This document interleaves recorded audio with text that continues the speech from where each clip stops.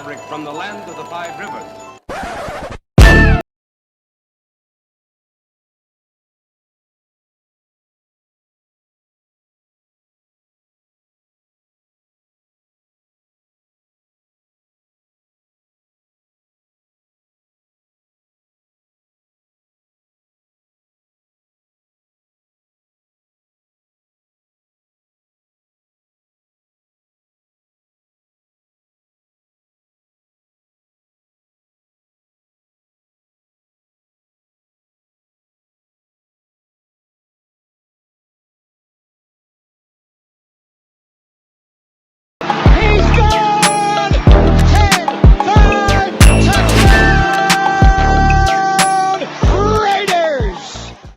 Years ago, when we came to Los Angeles, I really believed that the greatness of the Raiders would be in its future.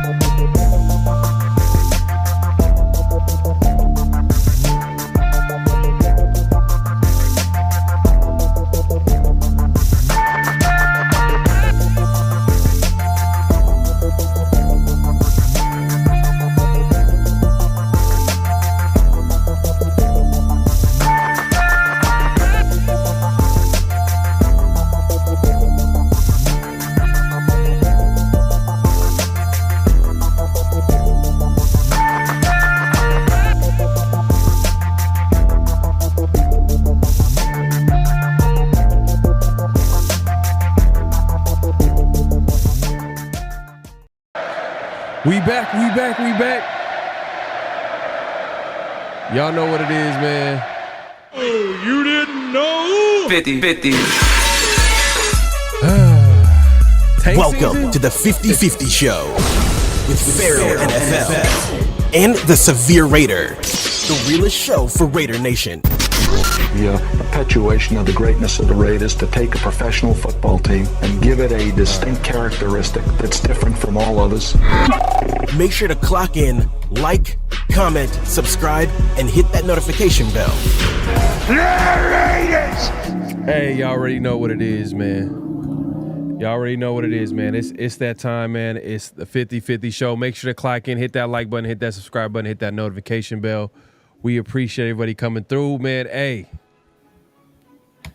different week, same story. Right? Raiders just continue to lose. At this point, I think we can all agree that this is not something that's going to go away as far as this team and where it's headed. Hopefully it's headed for a number one pick. That's what I'm hoping for. I'm gonna be honest with you. Hey, if we're gonna lose, man, do it right, man. Lose right so we can get the number one pick. And if I know some of y'all don't want to hear about that, but we're gonna have that conversation today. We're gonna have a real conversation because the Raiders need a franchise quarterback, bad, yeah. Man. But let's address the night crew, man. The building pulling up, man. We got James Furpo in the building. He comes in, man, the only way he knows how. Exactly. My God, man. Coming through, man. We got The king of mods in the building. Salute Pharaoh, salute Severe, man. Appreciate you. Daniel Kim in the building, man. Appreciate you coming through. Man, we got Milka Beezy in the building, man. Appreciate you coming through.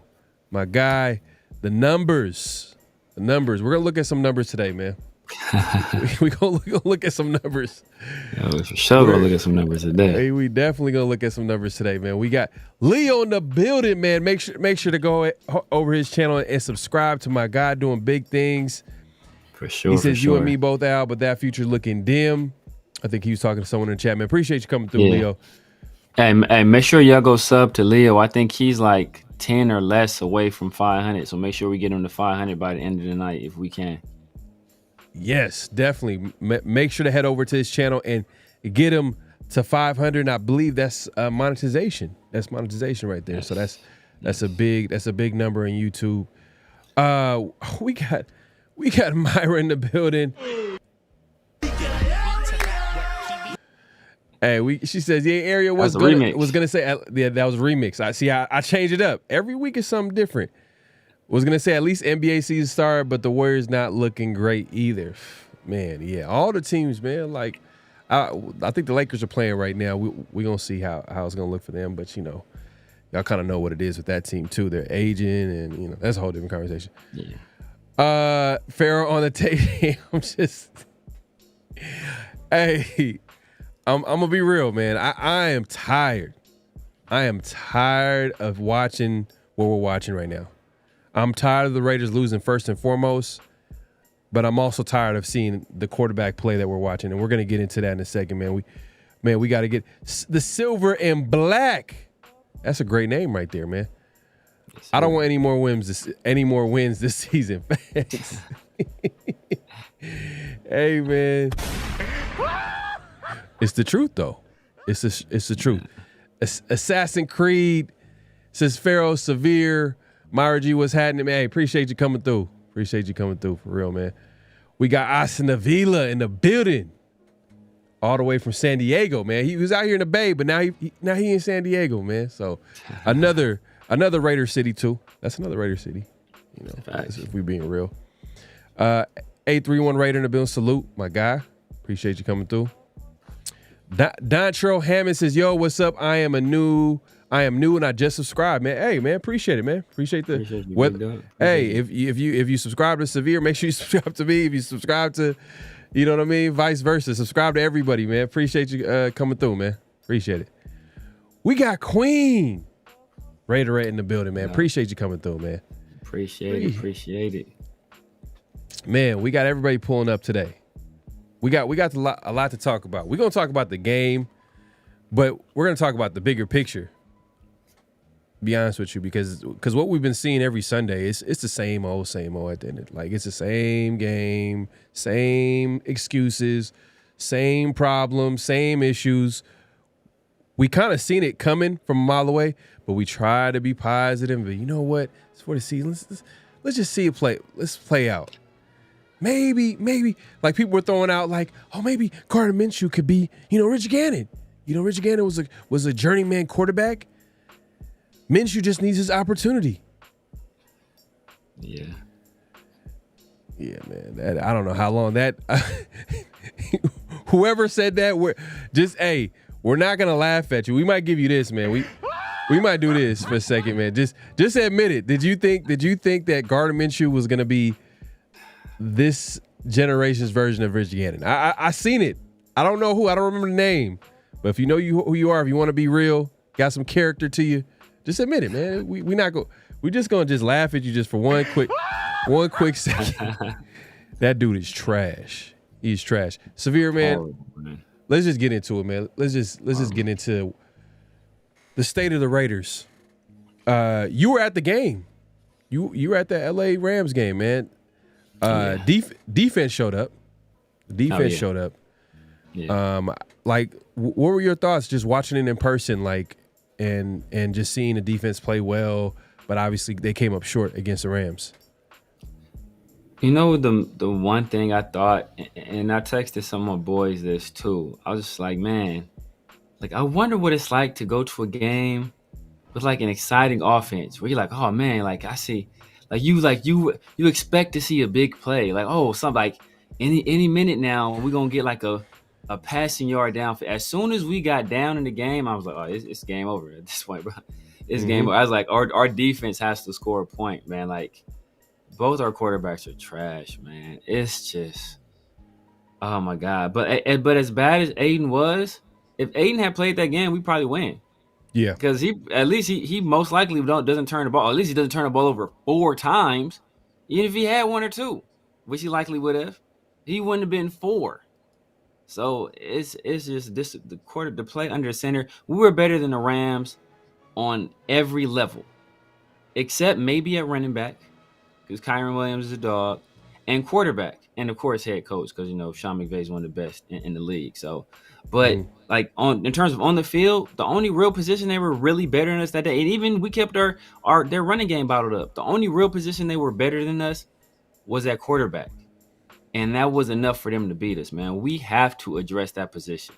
We have to address that position. I don't care. We do nothing else. We have to address that position. My guy Raider Smoke. Ray, you know how he come through, man. Appreciate the super chat, my guy. He says, "What's up with the fellas? Appreciate you guys, man. Hey, my guy's Smoke in the building, man. We got to do. I was thinking about doing a post game live, but I was just like, man, this shit is same here, man. You know how like it's just after just a loss, you just don't even want to talk about the game. You're like, you know what, this shit is just same old shit. Like usually after a game, I'll like rewatch the broadcast, and then I'll like watch the all 22. But I ain't watch that shit again, man. I would watch that again, man. Yeah. It's Yeah. I can't. I just can't watch it again, man. It was disastrous, man. It was disastrous. But let's talk about it. All right, so defense obviously came to play. They played well. Nate Hobbs, huge stop on 4th and 1, made plays. Obviously, Maxx Crosby was Maxx Crosby. Defense played well. Patrick Graham called a game. I was surprised that the Rams looked the way they did it coming off a bye, but they were without Cooper Kupp, who we thought was going to play that game, but I guess he's probably going to maybe show up this Thursday possibly, because I know they got a short week, or I don't know what's going on with him. But anyways. I doubt it. He's probably getting traded soon. They probably not going to play him. I heard that. Like, so what's going on? Like, they're trying to cut their losses? Or he's an older guy, oft injured, kind of expensive at the position. There's some contenders that need a wide receiver. You think about the Steelers, they need another wide receiver. The Chiefs. Remember, the Chiefs offered us a 2nd-round pick for Devontae, and we said no, obviously, because of the Chiefs. So the Chiefs and what the Rams are doing that we didn't do, intelligently what they're doing is that they are willing to pay a portion of his salary in order to secure a 2nd-round pick. So, which is something we were unwilling to do. So there's going to be a team out there. There's going to be a contender out there that acquires him. There's another team in the mix. I forget for sure who else it is, but I know for sure the Chiefs and the Steelers are both in the mix to acquire Cooper Kupp. I don't want Cooper Kupp. I go to the Eagles. Go to some other team. I do not want the Chiefs to get any type of player, let alone Cooper Kupp, where a guy like Andy Reid. Anytime any player that goes to the Chiefs, I'm always like, damn, because because that's how good a coach Andy Reid is. Because I believe in what he's doing over there. I believe in him as a head coach. I wish he coached for the Raiders. You know what I mean? If we're being honest, because he's an all-time coach. From his days with the Eagles. Yeah. He didn't win a Super Bowl there, but then obviously he became head coach for the Chiefs years ago, and now they got that ultimate quarterback head coach combination right now. And then we played them this week too, which it's the worst timing. Worst timing. It's like, damn, man, like I wish I can go into this game a little bit more like, all right, you know what? But going back to the game, like I said, defense played well. Offense laid an egg. Aidan O'Connell out for the season. Gets hurt early on. breaks his thumb, and Minshew. Gardner Minshew, let's talk about it real quick because he's just not bad. He's terrible. He's like, I don't see, he brings no value to the Raiders, like none. As a starting QB, as a backup QB, now that contract looks even worse. Yeah. That contract even looks bad now. Before I was kind of, trying to make sense of it. I'm like, you know what, high-end backup money, low-end starter, but he's none of those. Like, he's not close to none of to those numbers. The Raiders need to cut their losses. I mean, I think we were talking about earlier, like, what were the numbers if the Raiders cut them this year?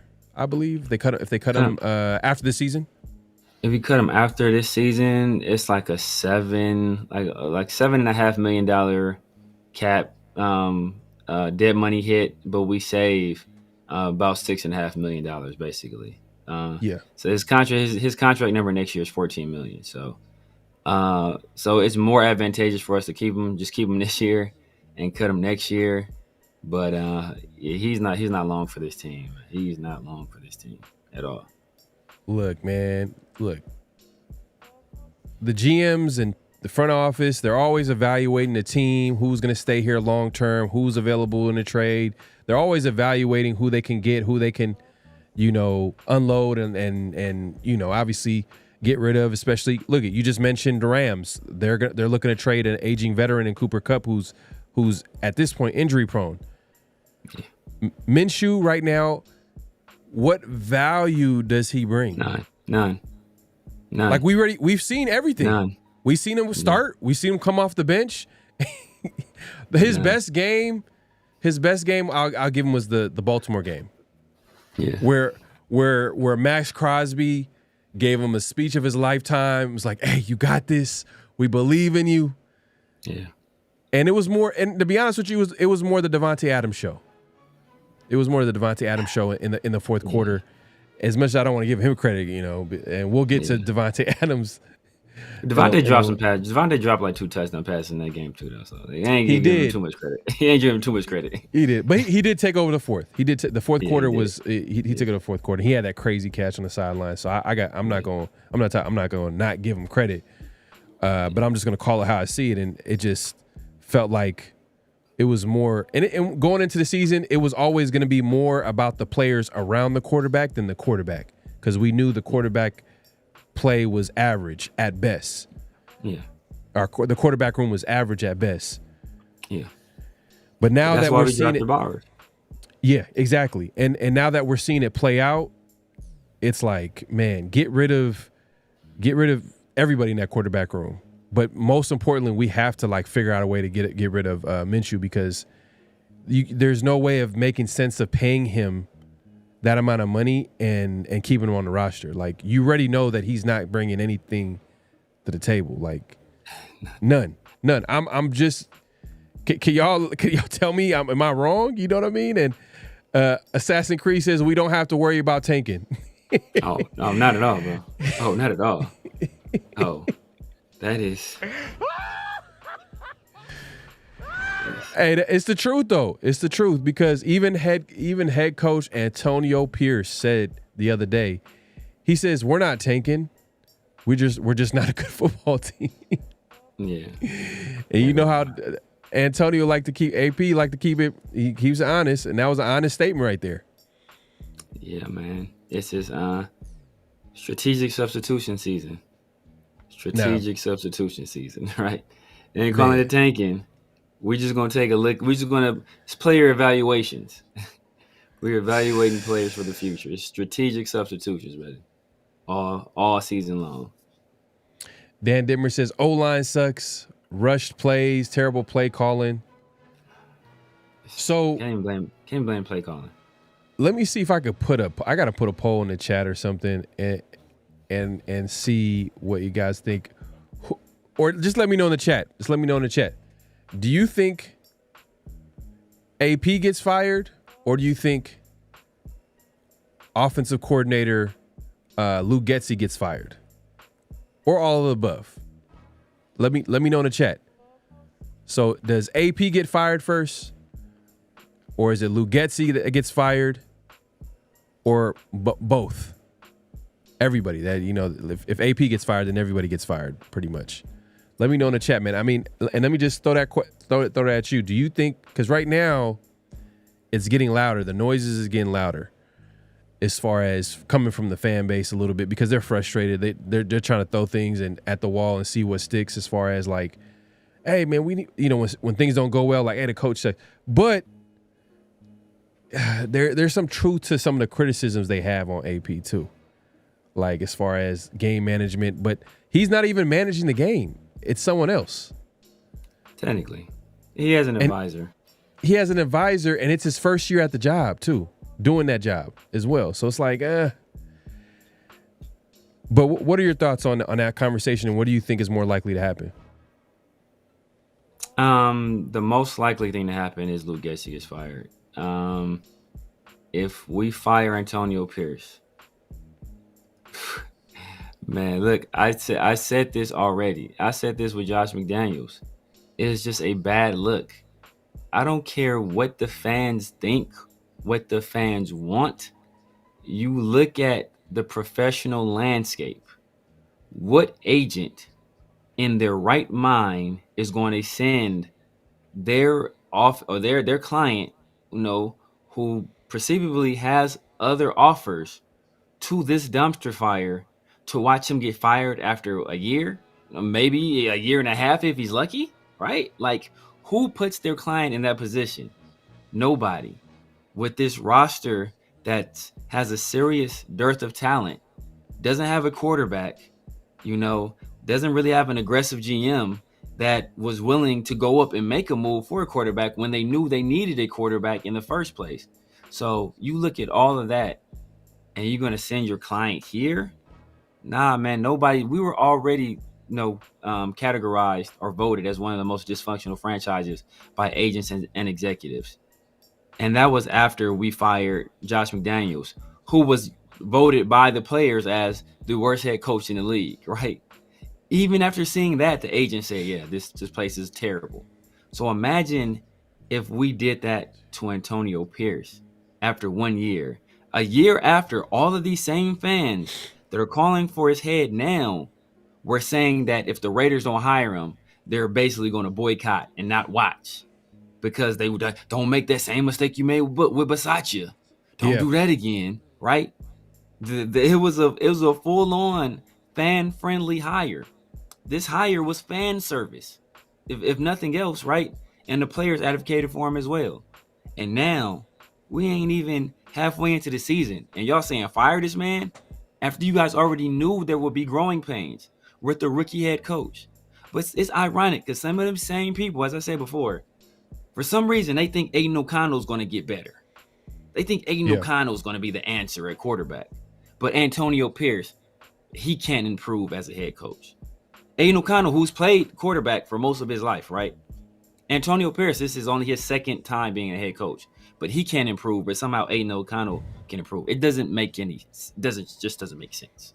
Doesn't make sense. Yeah, it's right. Like I said, they're trying to figure out how they can figure out. They're trying to figure out how the Raiders can win, and they're trying to, when the Raiders win or when the Raiders lose, what's that saying about a quarterback or head coach get too much credit?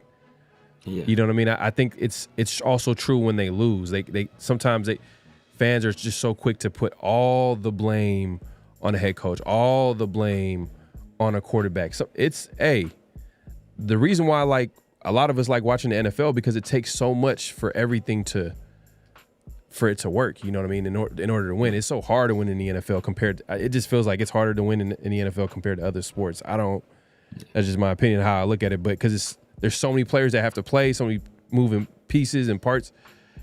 Yeah.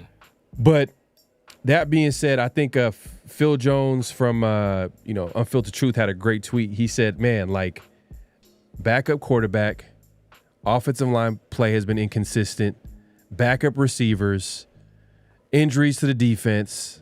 There's a list of so many different reasons that's going wrong with this team. You're not going to win a lot of games. If you just realistic look at the team and be like, hey, this is This is a team that should win like 11 games. Like people look at you like you're doing drugs. Like it's because it doesn't make any sense for you to say that AP should be winning with the things that he has around him, and we should give him a more time. Now I will say, has it been perfect for AP? No. You gotta hold him accountable for the Luke Getsy hire. You know what I mean? If that doesn't work out, it looks like it's not gonna work out. You got to hold him accountable for that. At times, he just looks a little bit lost. Sometimes, like he kind of looks. Hey, man, he kind of low key looks a little bit defeated. Like he looks kind of stressed out. You know what I mean? I don't know if you're getting the same. Pierce? Yeah, Pierce. Like when you're watching him during the game, and I'm seeing him on the telecast. Like he probably has a lot going on. You know, head coach is different from being, someone on the staff, an assistant coach. Yeah. It's a whole lot on your plate, and everybody's pointing the finger on you, and you got to get it done. And I'm sure it's a whole lot of pressure. Tom Brady just became owner, minority owner, and he's going to have a lot of influence moving forward. We all know that. Does that mean AP is going to be his guy moving forward? Because I'm sure whatever Tom Brady wants to make happen with the roster, I'm sure Mark Davis is going to be right there behind him, and be like, yeah, do whatever he says. Yeah. So we'll keep an eye on that. But were you gonna say something? I mean, he is a first-year head coach in a very tough situation on a team that was supposed to be carried by its defense, where its second-best defensive player got hurt before the season even started. Its third-best defensive player got hurt, a handful of games into the season, and then they don't have a quarterback. Like even Luke Getsy, right? Like people always point. This is the example people always point to with in terms of Antonio Pierce. They look at Dan Campbell. That's the example people look at, right? Because Dan Campbell, his first year, he's the Lions head coach. They go 3-13. Anthony Lynn is his coordinator, his offensive coordinator. He fires Anthony Lynn. The next year after that, they start winning. But guess what they had that first year with Anthony Lynn still? They still had Jared Goff that first year. So we knew that Anthony Lynn was just bad because he had a quarterback. He had a quarterback that had been to a Super Bowl, a quarterback that had shown that he can operate at some of the highest levels in the league. So we knew that it was obviously the problem is Anthony Lynn. Now, can we really point to Luke Getsy? Because I see guys open on film all the time, and neither one of our quarterbacks are hitting them, right?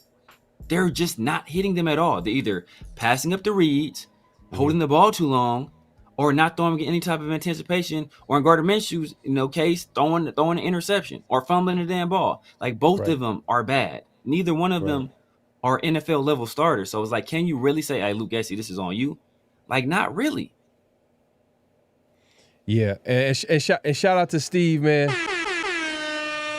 He says JD5 and Ridder had the same OC. Curious to see if Ridder can at least run the O better than Minshew. Shows that AOC is the QB Getsy wants. Yeah, I mean, if you look at like some of the offseason quotes that Getsy had, he just talks about how having a quarterback that can buy some time is something that's essential to that quarterback position. AOC does not fit that description. And we've been talking about Minshew. Let's get on to AOC because we got to keep it balanced. I seen a stat like a week ago. I think I might have sent it to you, Severe. It's terrible. It's a terrible stat. And I'm just gonna. I don't even have to say. I don't even have to get the exact stat. I'm just gonna ask this question: Have y'all ever seen AOC scramble for rushing yards? Apparently, there's a stat out there that says that he's never rushed. Like I think he's never had a QB rush, which has never been done before. And I think it was a stat from I forgot what that place was, but the more I think about it, I don't think I've ever seen AOC like rush from the I've never seen him try to get 2-3 yards, plays broken down. I've never seen him, and that's the problem. Yeah, like it doesn't even matter. It doesn't even matter that the quarterback plays a lot more different than it was years ago. We still seen Tom Brady, Rich Gannon, any See quarterback, Joe Flacco 2 weeks ago, Joe, like 20-something. Joe Flacco, just take it way back. Drew Brees, like all these quarterbacks, at some point maybe they were pocket passers, but they still were like, you know what? Even Peyton Manning, who's slow as hell, he's like, oh, y'all gonna play man-to-man defense? There's no QB spy. I'm gonna take 5 yards. You know what I mean? It was the slowest 5 yards, but he still made the defense play. Exactly. And it's just AOC doesn't have the instincts of that position. I don't know. He just doesn't have the capability, doesn't have the athleticism. And it's not even about athleticism to me, in my opinion, because I named some quarterbacks that, you know, they're not athletic, and they still found a way to at least, like, all right, you know what, like, I know nobody's open, but at least I can get some yards here. You know, make the defense pay a little bit. Make the defense think like, all right, you know what, we can't run this against this guy, at least for right now. But AOC, he's just a liability out there. It is what it is, man. And salute to Steve, man. Appreciate the super chat. I agree, man. AOC ain't what Getsy wants, but Getsy, I don't think is what Raider Nation wants. I don't think the Raiders want Getsy like that. I mean, I think did they move him to the booth? They moved him to the booth. I mean, look, I keep telling people, that's like, people have, it's very like black and white with people, right? It's like, oh, either it's good or bad. It's good or bad, right? Oh, if the play is good, if it gets yards, oh, that was a good play call. But if it doesn't get yards, oh, it was a bad play call. But I'm telling you, there are often times where there are good play calls, and we're going to talk about one later on, where, you know, the offense just doesn't execute. And that's not on the offensive coordinator, right? Like, if he calls in the right play at the right time, then, and we don't execute the play, that's not his fault. That's on the player's fault. And I don't think we've put enough, I mean, we've put enough blame on Gardner Minshew, but I don't think we put enough blame on the offense and the personnel as a whole. This is like, we don't have any starting caliber skill position players right now, outside of maybe Madison and Bob. Raider Ray in the building. He says, I knew it was over when he pulled that knick-knack paddywhack trash in the tunnel. I think he's talking about Minshew. I think Minshew might have been. Minshew. Yeah. Did you hear Aidan O'Connell's pregame speech too? Like, it's two of the worst pregame speeches I've ever heard. The knick-knack paddywhack was trash. Then Aidan was like, okay, guys, we're going to go out here, we're going to play hard. And we're gonna, like, come on, bro. The AI could have wrote, like, neither one of these dudes are inspiring anybody. Yeah. Like, we need to just wash both of them out. I'd rather keep Aidan. At least he team control. He's a little bit younger, but he doesn't really fit the system, so he's likely gone as well. He's likely gone. He's on like a cheap deal. Like, I'm sure, like, they're like, you know what? It's kind of like, it is what it is. Like, they're not really tripping off AOC, but then the Minshew is just like, damn, they're paying him too much. Even though the Raiders are gonna have plenty of cap space, it's the principle. You know what I mean? That's not how you do business. You gotta get something out of what you're. You know, you sign these contracts. Oh, we getting something. We getting the top pick out of it. We getting the top pick. You know what? Hey, appreciate that, Severe, man. Hey, look, I needed that, man. LT says Minshew's best games were in Indy. It looks like it. Looks like he benefited from having one of the best play callers. The Colts. I mean, we can agree that probably, the head coach, who was the former OC with the Eagles, who had their offense rolling, is a better offensive minded coach than, Getsy is. Yeah. So, and it's like in Jacksonville too, though. So it's like it's part of it was Shane Steichen, of course. It's not all Shane Steichen. I don't know, man.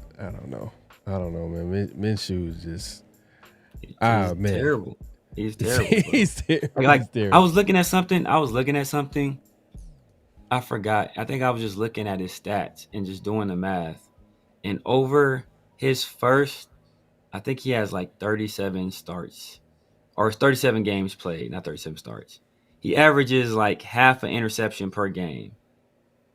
And then for us, it's like damn near 3 interceptions per game he's averaging as a starter. It's like, it's crazy exponential growth from where he was to where he is now. It's like he just fell off a freaking cliff overnight. Like he's never really like a starter. Never really shouldn't be a guy you give the keys to your franchise. But he was never this bad. Like this is like some of the worst quarterbacking I've ever seen in my life. It's just terrible. And you know, it's crazy. People talk about like, oh, like previously we put that message up there. Salute to Protect the Shield. My guy, man, if you haven't subscribed, make sure to head over there and subscribe. If you just look at his stats from last year, he had like 15 touchdowns, 9 interceptions. Like that's his best year. Yeah.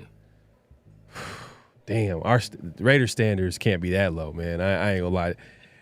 I know y'all hate Derek Carr, but Derek Carr way better. He way better. Derek Carr way better. It's not even close. No. Derek Carr is a frustrating QB to watch, but it's not even close. Like Minshew, I can't even. It's hard to watch the game. Like it's like, damn, man. Like you said, I think we talked about it earlier. You said if he just didn't turn the ball over, the Raiders had a chance to win that game on Sunday. Game was 15-20. We win. There you go. It's not even a chance. We win. We were able to. Our running game was doing well. I think we're averaging like 4 yards a carry. Like Zamir was averaging 4 yards, average like 4 yards a carry for his carry. Like we'd be able to run the ball, take the air out the ball. Shout out to Tom Brady and win the game like that, right? You just running the rock the entire game, like throwing a pass here at air, throw a screen pass to Brock, yada yada, and just run the ball the entire game. But the fact that he put us in position where we had to throw against. So instead of trying to run the ball against one of the worst rush defenses in the league, we had to try to throw the ball against a team that is one of the top pass rushing teams in terms of pressure rate in obvious passing situations. So like those turnovers completely flipped what we wanted to do offensively and put what we had to do directly aligned with the strength of that defense. And we're in a position to win. Even with all that, still in a position to win. It's crazy. Hey, man. And just to move it along, before we move it along, I see people mention his name, man. Jack Jones, man.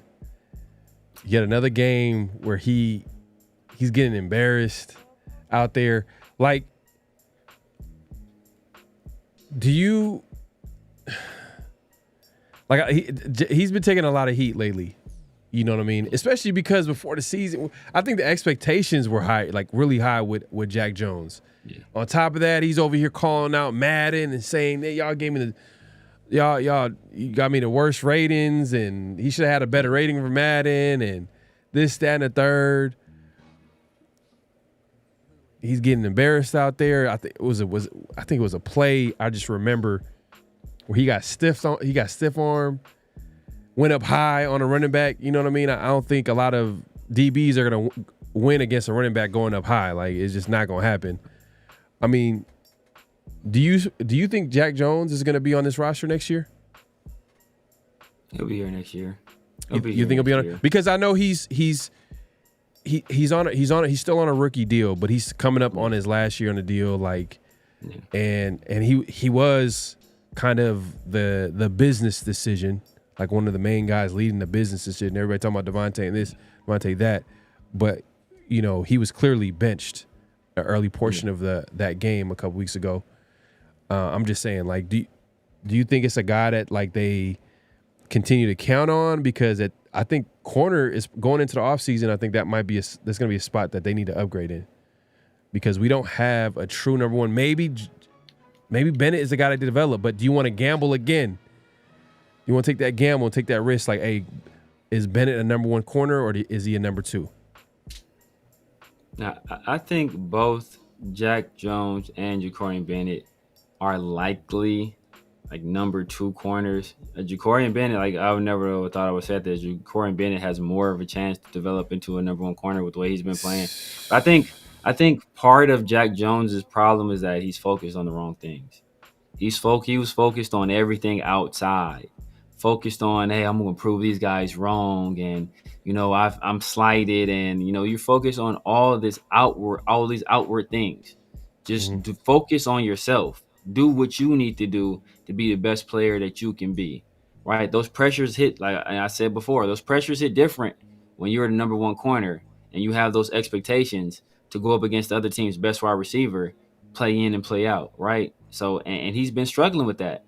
But I think this is going to be one of those situations where sometimes you need to be humble. You need to be humbled, and that's when you get back to the lab and you kind of get back to the things that got you to where you were. You start to you start breaking down your own tape, rediscovering what made you the player that you had been.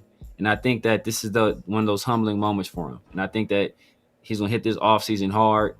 And I think he'll come back a better player next year. Yeah, I hope so. Man, because we had high hopes, and I just felt like right now he's just and I don't think he's playing like terrible. I think that's the thing. Like, people are making it seem like he's playing like terrible. But you made a point to me, like during the offseason, where like, hey, look, if AP's not here, Jack Jones is probably gonna be one of those guys that might be let go, because he's a guy that AP brought in and seems like he could play well under AP, but this year he hasn't played like that, so it's kind of like it's a tough situation. But I think he has one more year. He has one more year left on his rookie deal, so next year will be his last season. And the Raiders got some decisions to make this offseason too. Nate Hobbs balled out, on Sunday. And I think is he on his last year? I think Hobbs might be on his last year. So that's a guy like the Raiders, man, definitely need to bring back. You know what I mean? You got to bring back the good players, in my opinion. So, and we got a whole lot of money in. Look, we're not, a lot of people bring up that money, that free agency. We've seen it time and time again. You can't build through free agency. You're not going to win consistently by building through free agency. But what you can do is retain the good players that are going to be that you have. So I think Telesco, if he's smart, which I'm sure he is, I'm just saying he has to keep Nate Hobbs. Bring back Nate Hobbs. We got to bring him back. Got to bring him back and bring back Kuntz. I know it's gonna be like a 1-year deal. I know he's hurt. Bring back Kuntz. Bring back some of these players, man. Would you say bring back Divine Diablo? I would bring, depending on what the cost. I'll bring him back. I mean, I think he's played. I think he's played well this year. But as I said, It depends on what that. If you can find an upgrade, I'm for sure. I'm okay with the upgrade at any position. So if you find somebody better at a reasonable cost, hey, by all means. But if he's willing to come back on a fair market deal, I'd bring him back. Yeah, I gotta put this poll out, man. Some people are saying AP gets another shot. OC needs to get fired. Rambo's like whole coaching staff this offseason. Whoo! Hey, man, he's going for the kill shot, man. He wants everybody gone. Oh, Lake Show's right with them too. AP, Getsy, and Telesco. Telesco, he's gonna get more time. I mean, I thought he had a solid draft. It wasn't perfect. It wasn't perfect. Like the way they addressed the quarterback position, I put that on Telesco. That's all Telesco. Definitely. The contract to Minshew, Telesco. Some of the moves, offensive line, like there's certain things that we addressed that we didn't address on the offensive line. We kind of went into the season that kind of hurt us a little bit, but maybe you can get on AP because are you sold on the offensive line coach, James Craig? Yeah. But did AP make the hire, or is that to Getsy at that point? Is that Marvin Lewis? Is that Joe Philbin? I don't know. Is one of his advisors? AP. Hopefully he can look back at this year. Now hopefully he gets another year and he looks back and he makes the proper adjustments. Because everything is gonna fall under him. He's gonna have to make the final call, and he has to understand that. And I'm sure he does. But man, we got people saying AP is going to keep Getsy as a scapegoat. There you go. If AP stays, someone has to be a scapegoat. Yeah. And if y'all heard Mark Davis' comments about AP and Telesco. Like, he seems invested in keeping AP. Like, that's a guy, like, he's not gonna. But that's what he said about McDaniels. Yeah. You know, until that fan that harassed him. I think that was like that was it after the game? I don't know. What was it, during the game, or it was like they caught him a couple of times. It was they caught him a few times. The first time when he was like telling him to smarten up, that was during the game, I want to say. Yeah. But hey, let's move it along, man. It's that time. You already know what it is, man. It's flag on the play. Personal foul, 69, offense. He was giving them the business. Hey, man, it is that time. It's flag on the plays where we talk about some things that happened over the weekend around the NFL, the Raiders, doesn't matter, that we have issues with. And Severe, if you want to give the people the first flag on the play, you want to give me an intro to it real quick before. Oh yes. Everybody's favorite wide receiver, Davante Adams. He orchestrated a trade away from the Raiders to go play with his best friend, Aaron Rodgers. And I think he did not anticipate his first game going quite like this. We have the highlights here, and oh boy, are there some amazing plays.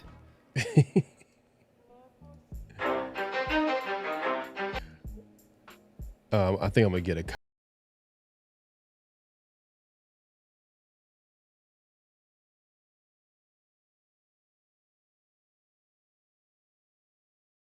Man, hey, but you know what? That was a great tackle, though.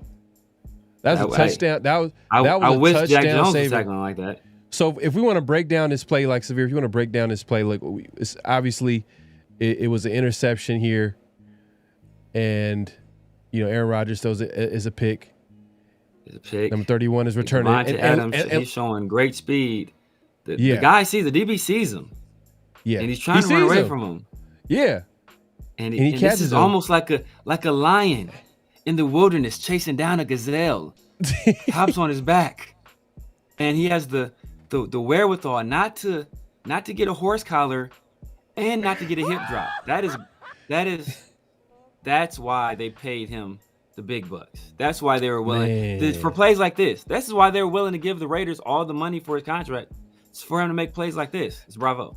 Does Davante play offense or defense? I thought he played offense, but he might make a good. What would you say? Where would you put Davante? Where would you put Davante if you had to put him on defense? Where'd you put Davante? I put him at safety. He's too slow to be a corner. He's too slow to be a corner.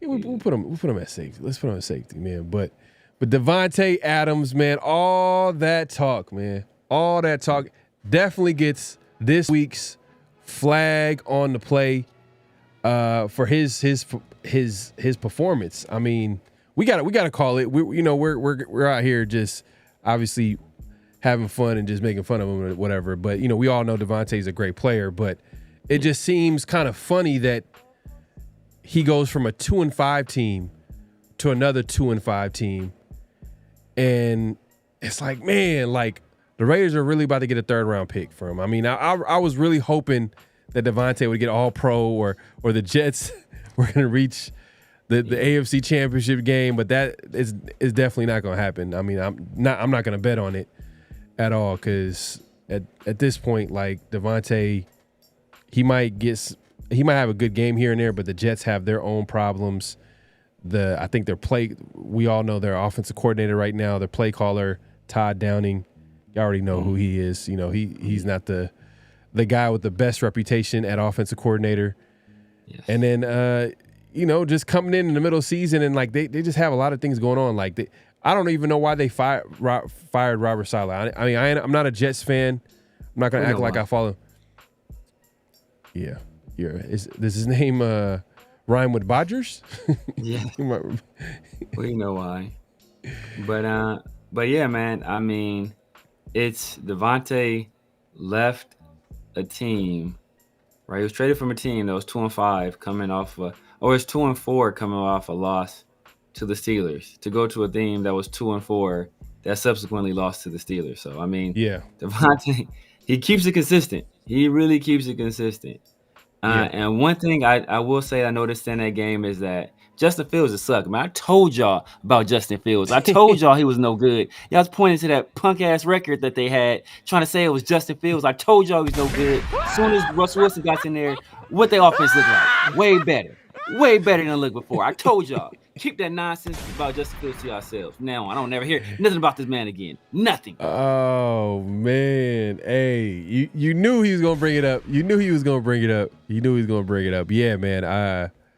They put up 37 points out there, man. Like, looked like a better offense. I mean, I don't think Wilson had the greatest game, but he got the job done. Offense, they obviously scored like 37 points. And you could just see how the players react. There was like a clip. I wish I had it up here, but you can see how like Najee Harris and old boy the receiver that pretty much Pickens let the cat out the bag. There's a funny clip where they were like Tomlin was trying to keep the starting quarterback for the recent game against the Jets under wraps. Like he was trying to say like, oh, it's a game time decision. And then they asked Pickens like, hey, so now how does it look out there playing with Russell Wilson and da-da-da-da? Yeah, man, he said something. Like, yeah, he's out there getting the first team reps. This is gonna be his first start. It's like what? Bro, that dude's hilarious, man. But it is what it is. Flag on a play for Davante Adams. But we're not done. We are not done, man. We got one more flag on a play. If you want to give the intro to this flag. There was a rematch between the last two Super Bowl opponents and the Chiefs and the 49ers. And there were two questionable situations that happened in this game, right? One was a Patrick Mahomes scramble where you can tell the defenders let up because they didn't want to hit him going out of bounds, and he scored in a touchdown run. That was going to be flag on the play, but there's one even worse. After a play, they're getting up Trent Williams and a linebacker for the Chiefs, and the linebacker hits Trent Williams in the head, and he retaliates, and somehow Trent Williams is the one that gets ejected out of the game. You'll see it all play out right here. Let's go ahead and see it. Oh, right. Don't see that. Trent Williams said, yeah. Oh. Definitely flag on a play, but they got the wrong guy. Yeah, the wrong guy. It's a classic case of they always catch the retaliation. They always catch the retaliation. They never catch well, sometimes they catch the first time it happens, but we see this all the time. Like you'll see a player retaliating and then that guy gets the flag. But yeah, definitely flag on a play. Man, who would you take, man, if it was 1-on-1, man, with Trent Williams? Obviously I'm taking nothing, man. Trent Williams. Nobody wants to mess with Trent Williams, bro. I don't know, like this dude didn't have that kind of rep coming out of Oklahoma. Like nobody, like he wasn't like known as like some super like tough dude, but like nobody wants to mess with Trent Williams at all, bro. Like it's crazy. Like nobody wants to smoke with Trent Williams. Except for number 6 though. Number 6, he's like, hey apparently he tried to get him on the slick though. He tried to get it like when like it be the one small dude and he trying to fight the big dude, but he's when everybody around, he know people ain't gonna let him fight. It's one of those situations like, oh yeah, you think so? Talking all that stuff. But if I catch you by yourself, you ain't gonna be talking like that. Or was he really thinking like ahead where he's like, hey, if I can catch this guy slipping and the ref see me or see him get back at me, then he gets kicked out the game or whatever the case may be. It could be one of those, but I'm not sure if he was thinking that way. But yeah, man, definitely flag on the play. Let's see what everybody's talking about right now, man. Everybody's talking about the clean house. I gotta catch up in the chat right now, but Moon over Miami says clean house. Yes on Bill Belichick. No, we can't. No, hell no. Hey, I've seen that rumor too, man. I've seen since Tom Brady is now a minority owner for the Raiders, he's trying to bring Bill Belichick. I don't believe that, man. I gotta believe it till I see it, man. Hell no, that is if Mark Davis okays that, Man. That relationship didn't end on good terms. People forget. Like, that relationship did not end on good terms at all. Like, in fact, Bill Belichick tried a few times to push Tom Brady out early, and Robert Kraft said no. Right. And, you know, he's able to get an extra Super Bowl out of it because he said no. But, you know, if live it up to Bill Belichick, I want to say Jimmy Garoppolo's second year in the league, Jimmy Garoppolo would have been a starter of the Patriots, and Tom Brady would have been elsewhere. So, you know, yeah, I don't think they're going to have any kind of reunion anytime soon. Steve says, "Hey, I don't see AP getting fired. I think Tom likes AP type of coach, like Mike Variable types. I think Tom will recruit an offensive staff, though." Man, that'd be crazy. That's real. That's to have that much influence. You're influencing who gets hired on the offensive staff. Yeah, that'd I would crazy. hope a GM doesn't have that kind of influence. That's some Al Davis type, and I kind of talked about that on Around the Shield last week, man. Make sure to tune in. We do that every Fridays.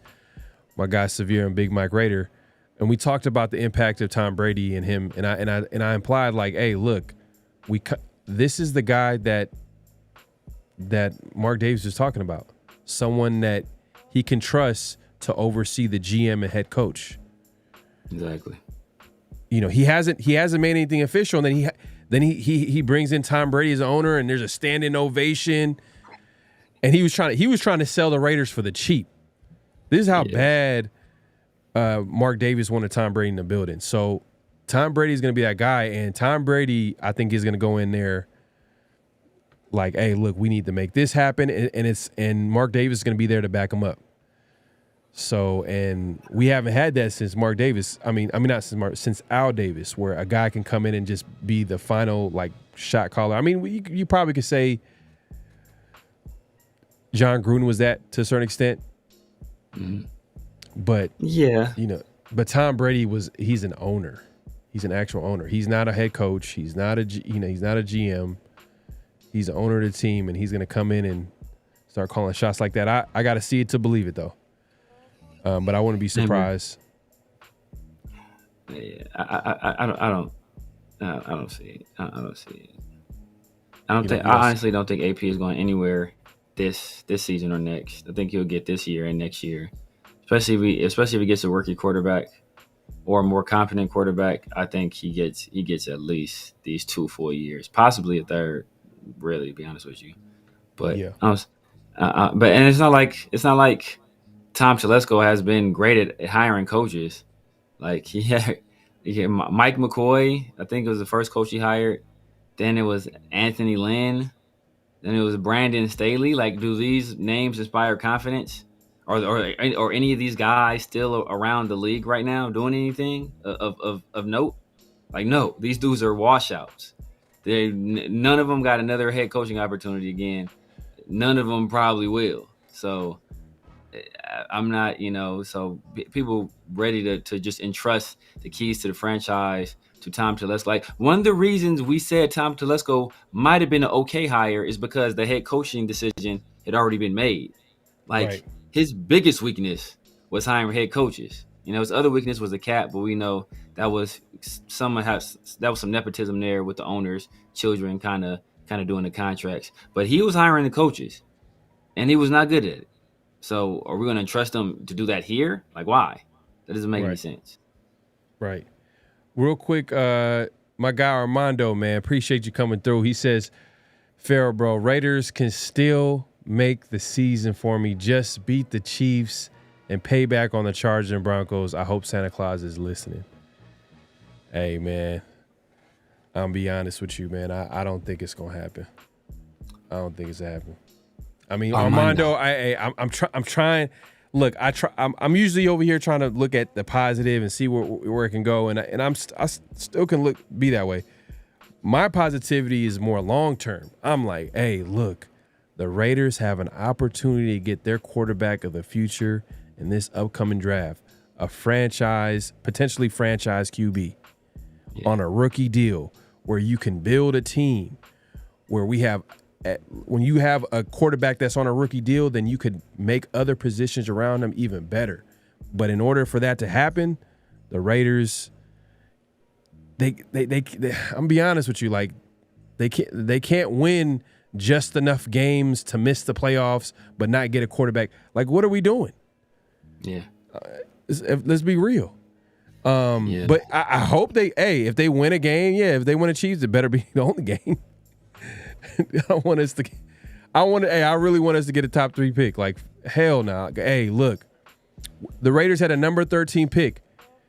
Look at what Jaden Daniels is doing. Look at what Caleb Williams is doing. Look at what some of these quarterbacks are doing. The Raiders couldn't trade up. They had an excuse. They said, oh, well, no teams were trying to negotiate a deal to trade up. Well, why don't we take that excuse out the way and actually get a top pick? And now I was like, oh, you're talking about tanking. I really, I'm talking about tanking. I don't care, bro. We got to go for it. We got to go for it. I don't care. I don't care what anybody says. Y'all can come through the chat, leave a comment. I want to hear from y'all, man. But y'all can't tell me that y'all can just stand for what we're seeing every Sunday. We don't have a quarterback. We don't have a good team. It's just not good enough. And we're not going to win enough games to be anything in this division when you got Patrick Mahomes on the other side and obviously all these other quarterbacks in the AFC. Like, you got to have a quarterback in the NFL.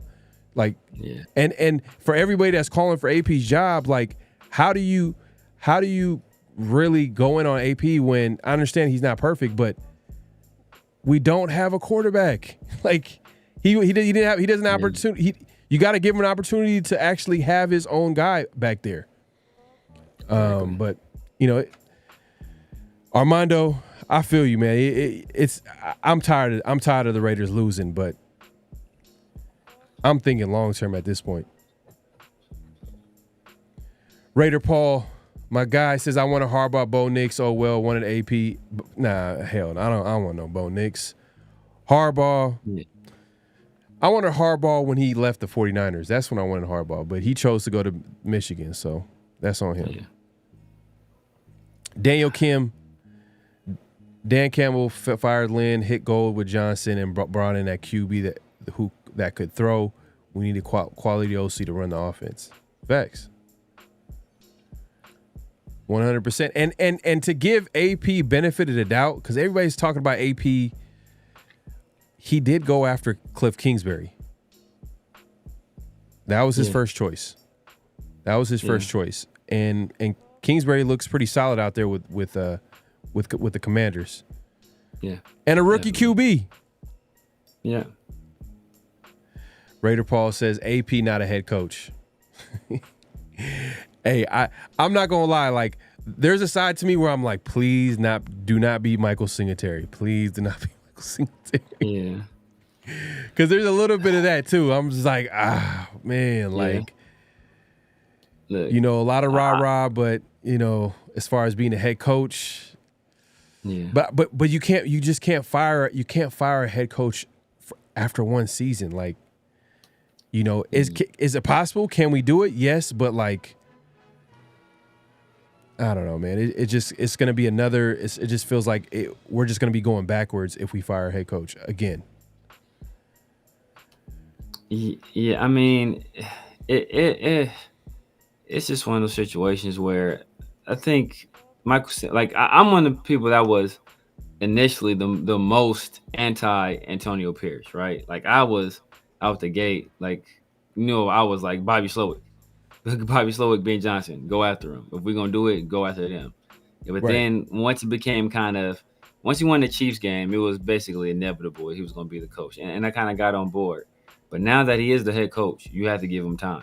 You can't just cut him out at the knees, like at the first sign of trouble. That's the problem with this organization. We keep doing the same thing over and over and wondering, like, oh, why can't we find a head coach? Or why doesn't any of these young offensive coordinators want to come here? Like, well, you don't understand why. Like you keep firing these people before they have an opportunity. So, like, we can't keep going through the same cycle over and over again. See, all right, if Mark was playing chess, if he really wanted to go a different route, and if he was playing chess, he would have let McDaniels coach out the season last season.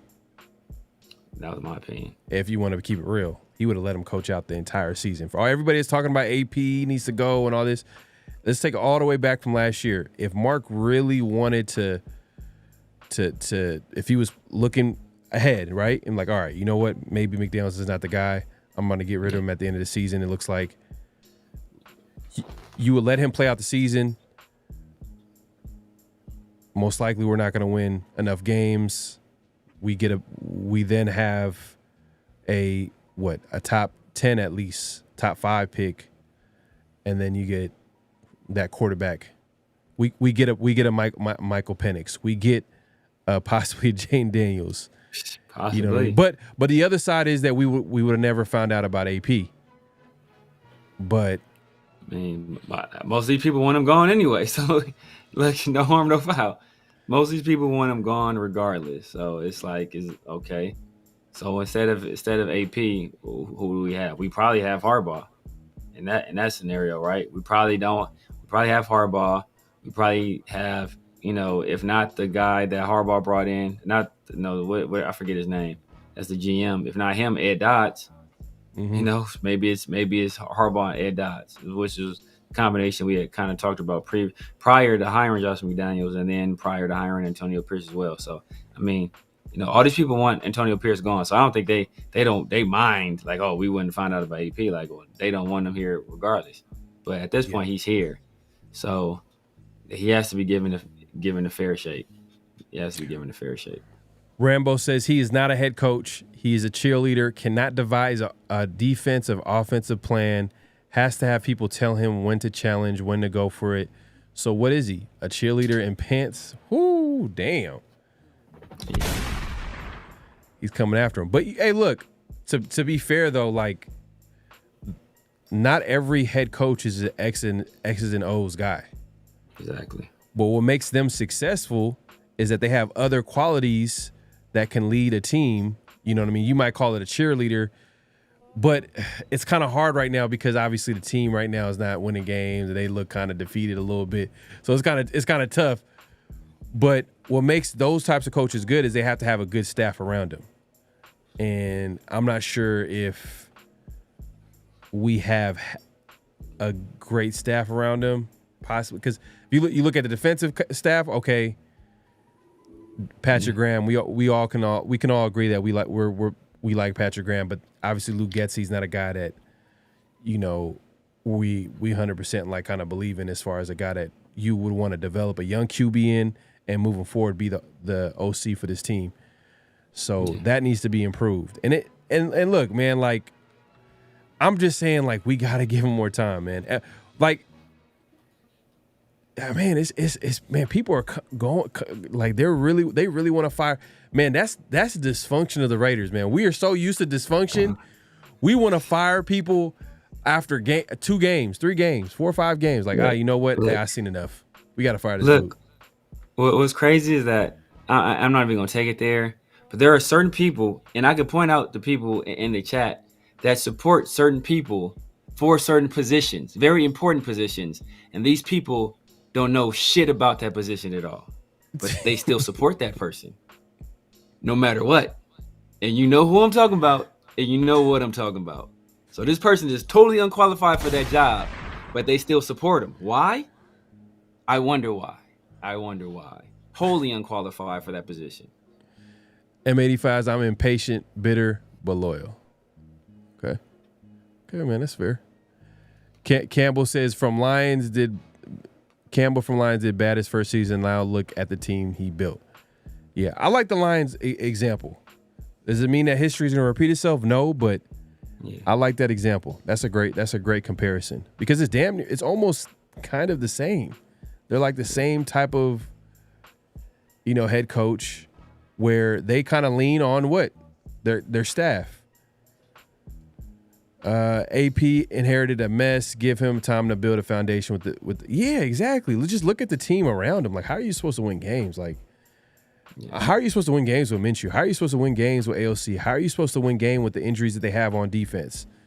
Like, man, they're the biggest free agent signing out for the season. They say he might come back, but is he? You know what I mean? Like the type of injury that he had, he broke his foot, and he's a big guy. Like he probably needs some time to recover. And then you obviously got Kuntz, and he's out. And then you got Marcus Epps, he's out for the season. Like there's some injuries on that team that you got to admit that it's hurting the Raiders. The Raiders have to put our QB first in the draft for this team. If Sanders is less than promising, draft QB again. Yeah, QB is a harder position to get. You got to keep attacking that position damn near every offseason. Yeah. Jeff Walker said, let's look at the Raiders realistically. We have a cloud over us as an organization. Man. I said that the other day, man. It's like I'm tired of this losing, man. I'm like tired of not just tired of losing, just tired of watching meaningless football games. Like, exactly, man. Leo says it's funny how no one can give him credit for how defense is playing, even with all the injuries, but quick only to blame him for offense and bad situational football. Good point. I got Leo coming through. Facts. Let's move it along, man. To notable quotables, real quick.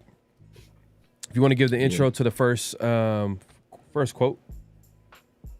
So, in light of all that's going on, all the people questioning AP's job, the trade of Devontae Adams, there's speculation around another foundational piece for the Raiders, and whether or not he will be traded. And he's laid the rumors to rest several times, but on his podcast he did it one more time. Rambo, man, he said good thing for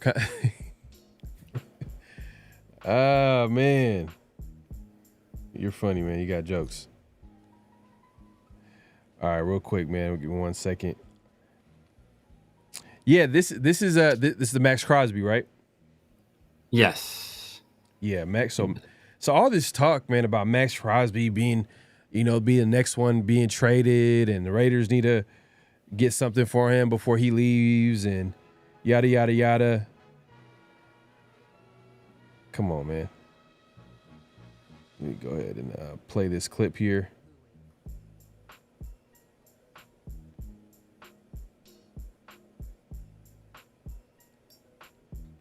Oh man, where did you IG? Did you send it?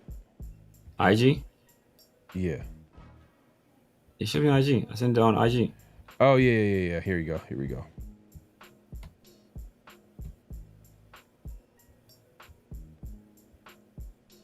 I feel like, I gotta address it with my teammates. You know what I mean? I know it's a business. You know what I mean? I don't have 100% control all that, but I want to be here. I want to be silver and black. I'll say it loud and clear. I want to be a Raider. I've said that over and over and over again. I know at the end of the day, just seeing all the craziness, it's been insane. You know what I mean? I can't even open my phone. Every 2 seconds, it's Lions fans, Falcons fans, Bears fans. It's me in an edit in a different jersey, and I'm like, what the is this turned into? And then I make one comment in the press conference last week, and then that's when it even went even crazier. Yeah. And I wasn't trying to say anything. I was literally just saying all I'm trying to do is win. I don't care where I'm at. I don't care what I'm speaking. I don't give a fuck where I'm at. If I'm in a basketball game of pig, I'm trying to win that motherfucker. That's how I am. You know what I mean? And y'all know me better than anybody. That's who I am, bro. I'm not trying to lose nothing. So I've made my stance over and over and over again. Where I want to be, what I want to do. I'm not going to even say that. You already know where I stand. I don't need to explain shit. You know where I'm at on Sundays. I'm out there hunting motherfuckers and dominating. And that's what I plan on doing and getting better every single week. Man. Hey. If that ain't shut down the rumors, I mean, it's still not going to go away. I mean, if the Raiders continue to lose and you got a great player, there's always going to be that noise. Obviously, with Devontae, we thought it was smoke, but then we found out that it was coming from it wasn't coming from the media. It was obviously coming from Devontae had side. the cigarette himself. Exactly. But I believe Maxx, man. I think Maxx wants to be a Raider. Maxx wants to be a Raider. He was drafted by the Raiders. He's a Raider through and through. He embraces Raider Nation. Yes. Look, I believe Maxx. I think that's just something the media just wanted to make up and just have something to talk about. So definitely good to hear Maxx Crosby shut down the rumors, man. Because, man, if Maxx ain't on that defense, man, this team gonna be tough to watch, man. I'm gonna be honest with you. Impossible to watch, bro. 100%. Beardgoon says it's the old Al way. He fired coaches like crazy. Some fans are used to it. Man, that's what I'm saying. When we're used to just firing head coaches, firing people left and right to the point where we're used to it. But if you think about it, it doesn't work. You gotta have some level of consistency. You gotta give a head coach at least 3 years. You know what I mean? Some might say 5 years. You know what I mean? Like that's just when you see these contracts that they sign. Was it McDaniels like a 6-year deal, 5-year deal? You know what I mean? These GMs and coaches. Yeah. So at least 3 years. But you never know, man. You never know, especially with Tom Brady coming into the building, man. I think that's the one thing where it has me thinking a little bit like it's possible. And let me throw this out there to you. Can you see a situation where AP gets let go and the Raiders go after Mike Vrabel? I've seen that rumor. I've seen people talk about that, like that connection. Former head coach, Tennessee Titan. Maybe, but maybe, possibly, but like he low key flamed out once Arthur Smith left. And then he hired Todd Downing, right? So it's like, right. So you want to coach like Mike Vrabel is not really like an X's and O's guy himself. Then you wanted a guy that knows how to hire offensive coordinators. So I think he got the Arthur Smith hire right. Then he hires Todd Downing. Yeah. So it's like, is that the guy you really want to trust making those decisions? So it's, I mean. Yeah, I don't know. I don't know about that. But, like they have that Patriots connection, so I could see something like that possibly happen. But like I said, I think AP gets the rest of this year and all the next year at the very least. Least. This is random, but this is a obviously I think Alabama, they're on like a losing streak, or are they on losing? I think they might be on a losing streak. They lost a couple games. And I don't know if a fan calls into this show, and I was listening to it, man, it had me cracking up. I'm just going to go ahead and play it real quick. Hold on. Of their coach. Well, our team is undisciplined and soft. And no doubt you, Coach DeBoer, are undisciplined and soft. You have come down here in the South. I don't know who told you, Coach DeBoer, that you can't confront players. Let me tell you something. If you confront them and they want to leave, tell their ass to hit the door. Alabama faking injuries, making jump shots behind offensive plays. What the hell kind of coaching staff have we brought down here to the greatest program in the whole damn world? I blame you, Greg Burns. I blame your ass.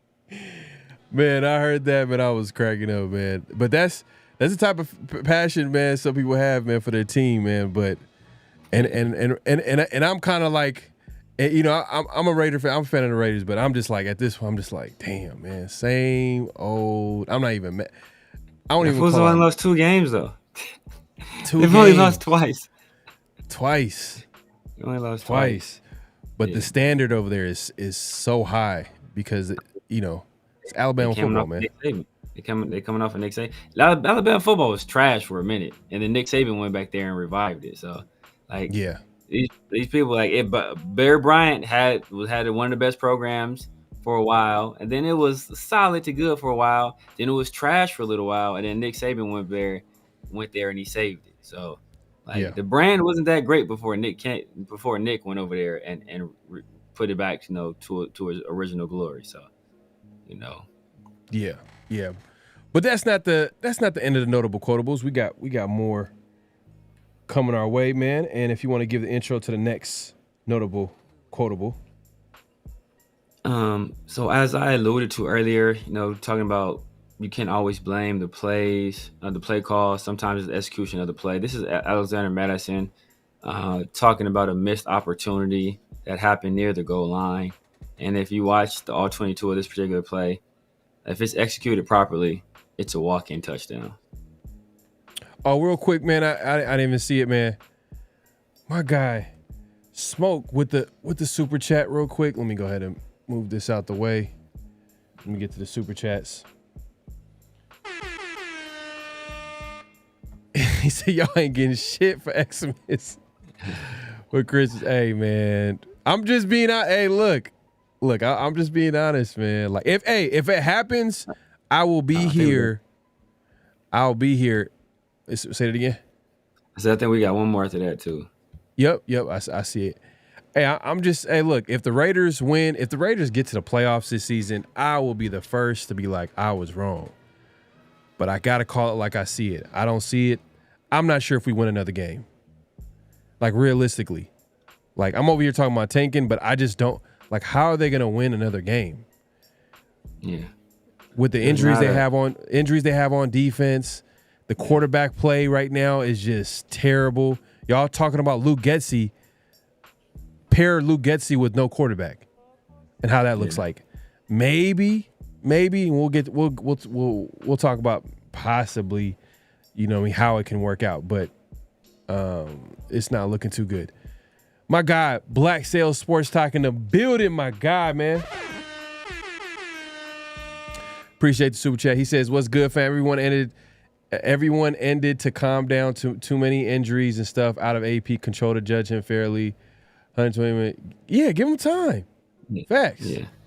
100%. Give him time, man. Like, give him a quarterback. Draft a young QB. Get the right offensive coordinator in the building that can help develop the quarterback with good play calling and a good system that fits his skill set. Obviously, there's some other upgrades that need to happen on this team as well. Let's look.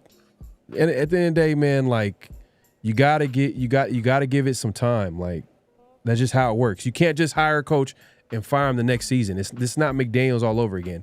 Now, did I have my doubts about McDaniels after the first year? Yes, but I was like, hey, we got to give it more time. And then going into that second, whew, that was just like an exception to the rule. McDaniels was an exception to the rule, but I was surprised when McDaniels got fired. I was surprised, even though I was surprised that he didn't finish out the season. Same here. You know what I'm saying? But anything could happen, and the only thing that has me thinking about AP not coming back it's not even at Mark Davis. Mark Davis actually came out and supported Telesco and AP and vouched for him and said that they need more time. It's his first year as head coach. This is at the NFL owners meeting. The one thing that gives me a little bit thought is Tom Brady. It's the only thing. I'm like, Tom Brady might just come in there and just be like, you know what? Let's go after this guy, Mark. This is the guy. It can happen. It can happen, man. Even then, I don't know if, because Tom Brady understands that he understands how first of all, he understands how important the quarterback position is to a team, because he was a quarterback. So I'm sure he's going to put extra value on that position in terms of its importance, because I'm sure he feels like, they won those games because of me. So I think he's going to look at the situation we have a quarterback and say, this is quite possibly the worst quarterback situation I've ever seen of all time. I remember I said that last year, right? I said that last year, and people laughed, and they said, oh, we're not worse than this team or that team. And I said, oh, no, we are dead last. And it's come to fruition. We have the worst quarterback situation. Maybe Tennessee has one worse than us, possibly. But we have one of the worst quarterback situations in the league. So until you get that resolved, you can't do anything. You can't you look at the Texans, right? Like the Texans were a dysfunctional franchise. They tried to hire Josh McCown, they couldn't. So they hired Lovie Smith as like a placeholder. And then they bring in CJ Stroud and DeMeco Ryans, and now they're doing well, right? Yeah. So like quarterback can change your fortunes, and one quarterback can change your fortunes. No, facts. I agree, and that's why I'm putting so much emphasis on it, because this is a quarterback's league. It's not the end all be all. We all see teams win without a quarterback, but this is not the team. No. Everybody was calling out, oh, this is going to be a top 10, top 5 defense. And that wasn't the case. And guess what? We start losing the games because we start depending on Minshew to bring us back, keep us in the game, or AOC, bring us back, keep us in the game, and they're not getting it done, especially when you don't have no run game to speak of. Yeah. But it's come alive, the last few weeks. Yeah. But we all seen the start to the season. It was literally passing offense was there, but look, if you want to call it that way, and the running offense was obviously Zamir fumbling and at the wrong times, Dylan Lobby fumbling at the wrong times. I think the Raiders statistically are one of the worst rushing teams in the NFL right now. So that should tell you how the season started. Yes. Man, we got people pulling up left and right, man. But my guy Bosco says, don't nobody want Crimson Chin Mike Verbal. Hey, you know what? Yeah, you know what? I thought about it because I'm just thinking about, like, he did have some teams where they won some games, but I'm just thinking about, like, offensively, like bringing in a young QB. Would you want to bring a young QB with Mike Verbal? I'm like, no. Like, if and this is. Look, the way I'm looking at it is this. If AP's the head coach, I'm looking at the OC and be like, all right, who's the best offensive coordinator that you can pair with fill-in-the-blank quarterback in the NFL draft? Mm-hmm. Like, we got to make sure that combination works. Now, for all the people who are saying that AP needs to go and I don't think the next guy should be another defensive head coach. We should actually look at an offensive-minded coach if you're going to have a top 3, top 5 pick and you're going to go after a quarterback. Yeah, it just makes sense. A lot of people talking about Ben Johnson. You know what I mean? That could be a guy, but I'm obviously for AP staying, and I think pairing him with a offensive coordinator that will help develop the quarterback is like the best. I think best situation. If we're thinking about Luke Getsy being the guy, I'm gonna be like, and I never even understood it to begin with, but it is what it is. Let's go to the next notable quotable real quick. Do you want to give the intro? Yeah, man. So, we talked about play calling and some missed opportunities and execution overall. And, in this particular situation, we had Alexander Madison discussing an opportunity we had in the red zone where if you look at the play, it would have been a guaranteed touchdown if the play is executed properly.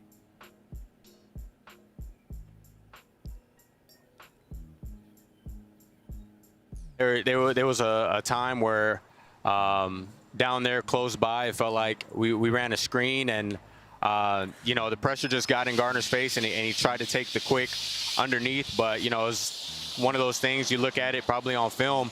You stick with it maybe a little bit longer. I just don't know where the pressure was, but one of those ones where you wish you had it back because it was just so wide open when I turned around. But definitely, I don't know. We're going to look at the film. I feel like, we get down there in that red zone, we're going to have to try and lean on the run game more, especially the day that we had to try and get in the end zone. But, I mean, like I said, it's 11 as one. We all have to lean on one another and execute our jobs. And they were able to stop us from getting in the end zone, and we just have to be better at trying to get in. Sheesh. Hey, shots fired. He basically took a shot at Minshew right there, which I remember that I was like literally set up perfectly. I'm like, if he got it to, I guess, Madison on a play, that would have been a big play right there, and it looks like it could have possibly been a touchdown. according to Madison, No, it was gonna be a walk-in touchdown. I think they were at like the 15-yard line. Like it was a great play call. They called a screen against an all-out blitz. Madison had protection. Aidan just had to stick in there a little bit longer. But he instead, I think he tried to throw like a crossing route to like Brock or somebody like that, or not to Turner, I think, and then it's incomplete. But yeah, if he gets the ball to Madison on the screen, he walks in for a touchdown. He's only person out there. It's him, 3 offensive linemen, and like a DB out there. There's nobody else anywhere near the vicinity. It would have been a walk-in touchdown. Yeah, man, that's funny that you brought up this quote because I literally noticed that again. I'm like, what is he doing? It looks so awkward. Like it looked like he panicked and tried to force it in to the was it DJ Turner who ended up almost getting DJ Turner. He set him up to fail. Got blasted. Yeah, got blasted. Man, medicine ball from Minshew. You know what I mean? And I think Devontae seen it coming. He was like, I'm out. You know what I mean? But it is what it is. My guy Black Sales Sports Talk again with another super chat, man. Appreciate you, my guy. He says, Have y'all heard the Wes Welker as OC rumors bring the Mike McDaniels offense over? Ooh, man. I might like that. That's an interesting that is kind of a bold hire though. Bold hire. Wes Welker? What does Wes Welker do with Mike McDaniels right now? He's not the OC, right? He's not the OC. The OC is, I believe, our old tight end coach, Frank Smith. Yeah, Frank Smith is. Yep, he's still the OC. So, but he doesn't call the plays. Frank Smith doesn't call the plays. Mike McDaniel calls the plays. Yeah. Okay. Well, so I think I sent this to you on Mike, right? I think everybody in the league respects, and all the fans, they respect Mike McDaniel as a head coach, or as an offensive mind, or as a play caller. Mm-hmm. On a team that has Raheem Mostert, Devin Achane, Tyreek Hill, Jalen Waddle. How many points did they put up last game? 10? 10, right? Like, that shows you how important your quarterback is. They went from, and people don't even think Tua is that good. People don't even think Tua is that good. So they went from being one of the most high-flying, prolific offenses that we've seen in a while to barely be able to muster 10 points on an offense that has Jalen Waddle and I think maybe Tyreek is out. But still, Jalen Waddle, Raheem Mostert, Devin Achane. Like, that's how important your quarterback is. So you can't look at our quarterback situation and what our offense is doing and saying, oh, it's all on Getsy or it's all on Antonio Pierce, or like, the quarterback is the key. If you don't have a quarterback, you're not going to succeed in this league. And that's on the Dolphins. That's on the Dolphins too, because like they know that. I mean, I know they gave Tua that contract, but I mean, during his career, he's shown that he's a little bit injury prone. Like, he's going to miss a few games here and there, and their quarterback room is kind of, it is what it is. Like, it's really not that good. And after Tua, like, who is it? Tyler Huntley, who they got in a trade or a waivers during the preseason? The Skylar Thompson. It was Skylar Thompson, and he got hurt, and then it was Tyler Huntley. So it's like, like, come on, that's just, that's on them, man. That's they look, if you're gonna go with a guy like Tua, that you better have a good backup quarterback. And he's coming back. He's coming back too, which is crazy, man, to think about, man. And that's a whole different conversation. Yeah. My guy Bosco with the super chat, man. I appreciate the super chat, my guy. He says Ridder over Tannehill. If you're the GM, still just say that. Oh, you should be charging GM. So I don't think we addressed. I don't think we addressed this signing. I don't think we addressed the Terrace Marshall. We didn't talk about it. We didn't talk about it. So Desmond. So the Desmond Ridder signing tells me one thing, that we don't give a damn about this year. Yeah. We don't give a damn about this year. Yeah. Same thing with the Terrace Marshall signing, right? Both of those are young guys. I think Desmond Ridder, ironically, Desmond Ridder is 25. He's still younger than Aidan O'Connell. Still. Well, You know, why would Tannehill come back? Why would he sign with the Raiders, who Raiders right now are 2-5? Like, why would he even jump into that? I mean, I know it's an opportunity for him to play, but I mean, he's like what, late 30s, mid 30s, you know what I mean? Like, he's kind of like probably leaning towards retiring at this point. Yeah. I mean, why would he come to a team? If it was like a team where, you know, they're on the cusp and they had a huge injury, then I can see, you know, look, good example, Joe Flacco. Joe Flacco, the Browns last year, team that was a pretty good defense, just needed a quarterback to come in, and he was able to come off the couch and ball out, play well, and led him to the playoffs pretty much. I just don't see the Raiders are a good fit for Tannehill, to be honest with you. Like, I don't think Tannehill would want to play. Yeah. Like, they could have possibly made the call, but Tannehill was like, made the call. But they could have made the call before the season too. That's what I'm saying. I don't think they have any interest, and I don't think that it's a situation where they're looking, because there are other veteran quarterbacks out there, right? Yeah. That they could have went after instead of a young guy that still has some athletic ability, still has some talent, and can possibly, you know, maybe develop into a competent backup for you going forward, especially since he's much more mobile than either of the quarterbacks we have, to be honest with you. And we've seen what Lugechi can do with the mobile quarterback. So I just think that the Ridder signing, it lets me know that they are already thinking about the future. And same thing with the Terrace Marshall signing, right?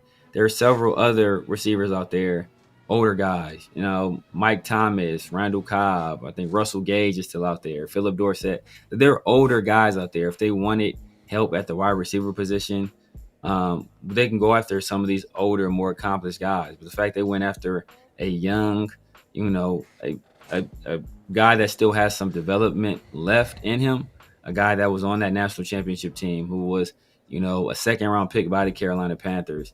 The fact that they went after a guy like that, it just shows me all signs point to they have their eyes toward the future. That they're not really too concerned about winning it in the now.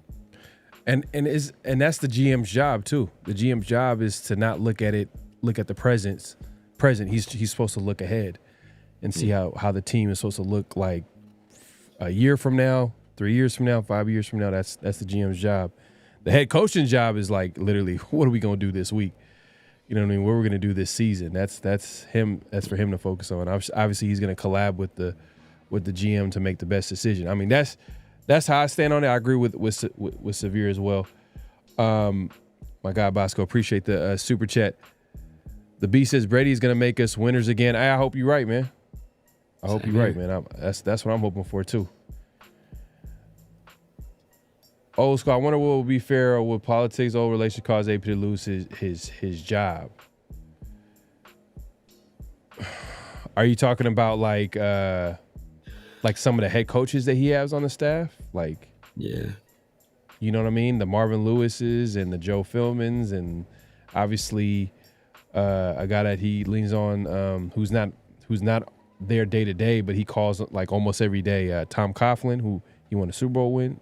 Hey, I think he's gonna have to figure that out, man. He's gonna have to realize, like, hey, at the end of the day, he's gonna have to stand on his own decisions, and which, hey, that's kind of one of the things I kind of respect from AP. Like, he's willing to listen to other people who's been there, done that. So, you know, you got to respect that. But we'll see, man. We'll see how it shakes out. Rambo Adventure says TB12 will get Ben Johnson if he wants him. Just watch. Whoever TB12 wants as head coach, he will get. MD will give him the checkbook. That's what I'm thinking, bro. But that's what I'm thinking, bro. Like, I'm just saying. I'm telling you, bro. I'm telling the standing ovation. Just peep. Hey, look. I'm gonna give you. I'm just gonna point this out. You remember when Mark Davis announced the hiring of Josh McDaniels and Dave Ziegler? Remember how he was front row and center at that press conference? Yeah. When Tom Telesco and AP got hired, he literally took one picture and he cut. He wasn't there in the presser, if y'all remember. Yeah. Fast forward, Tom Brady becomes a minority owner of the Raiders. We all seen the video that went around social media. You see the standing ovation. You know what I mean? Mark Davis is hugging Tom Brady every chance he gets, cheesing from ear to ear. I'm just like, man. Even you had to admit, like, this is a bigger move than just being the owner for the team. Like, he's gonna have some type of say, man. And that's what kind of gives me a little bit of thought. Like, hey, you know what? Maybe AP's job might not be safe. That's the only thing. That's the only. I mean, we could all talk about like the shortcomings and stuff like that in certain areas and mistakes, but I'm just saying, like, Tom Brady, bro. That's the big wild card. The problem I have with that is that, let's say you hire Ben Johnson. Ben Johnson's never been a head coach either. So who's to say? And Ben Johnson also has a Super Bowl caliber quarterback already there. He also has one of the best wide receivers in the league already there. So he has lots of tools and lots of weapons. He'd be coming to a team where the cupboards, outside of Bowers, maybe if we still keep Myers, the cupboards are pretty bare, and we don't have a quarterback, and we don't know what he's going to be like as a head coach, trying to do those dual duties, right? We've seen those guys that are successful coordinators fail when they get head coaches. We just seen that movie, right? We just got done watching that very same movie. So do you really want to repeat that? And then if he comes in and he flames out his first year, do we get rid of him too and find the next young hot guy out there at coordinator, right? And then if he flames out the first year, do we fire him? And then, at some point you have to stick with something. Everybody is just such a rush to get rid of this guy that everybody was in such a rush to hire. It's like 8 months ago, right? So it's ridiculous. Give this guy a chance. Let him do what he needs to do. This has been a traditionally poor drafted team that has no depth. And we're paying for it right now because we've had these injuries and we don't have the depth to make it through all these injuries because we've drafted so poorly through these past regimes. So we can't blame all this on Antonio Pierce. Yeah, no, 100%. My guy Raider Smoke with the super chat, man. He says, what ideal OC and QB would you guys want next year? Whew.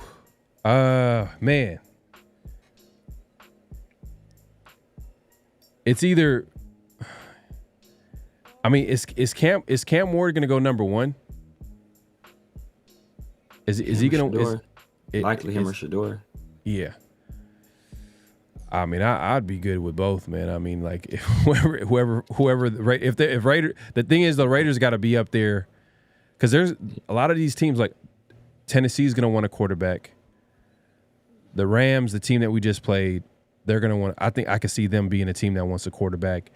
There's going to be a few teams that are going to be quarterback hungry by the end of the season when it's all said and done. So it just really depends on where the Raiders are at. But I mean, I like Cam. I like Shador.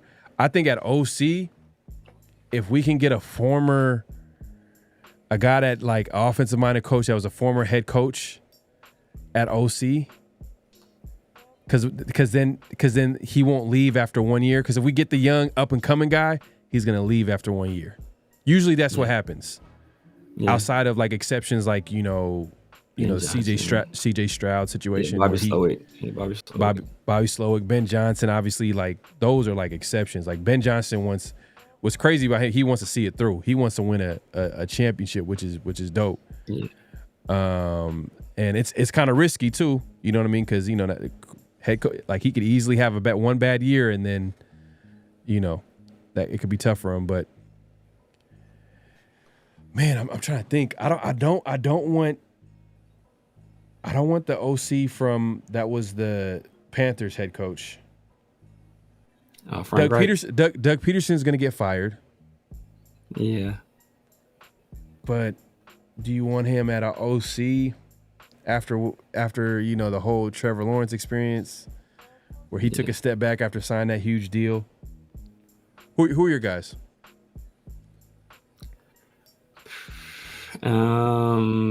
So, I mean, if I got any quarterback in this next draft, I'm probably going Cam Ward. And for OC, I'm probably going Jared Johnson, the quarterback's coach for the Texans. He's a guy. I think he had some. I don't know if he had head coaching interviews this cycle, but he had some. I want to say he had some OC head coaching, OC interviews this cycle. So, and he's a guy who I talked about last year. Around the same time I was talking about Slowick, I said that he's a guy to look out for as well. He's going to be a hot commodity as an offensive coordinator pretty soon. So he's got to play the position in the past as well. So I think he's a guy that, like him, he played quarterback in the SEC. And I think he's a guy that's a quarterback coach for one of the better young quarterbacks in the league. Put him with Cam Ward and kind of see what they can do. Hey, you know who I'd want to get? Be honest with you, if Dennis Allen gets fired, Clint Kubiak.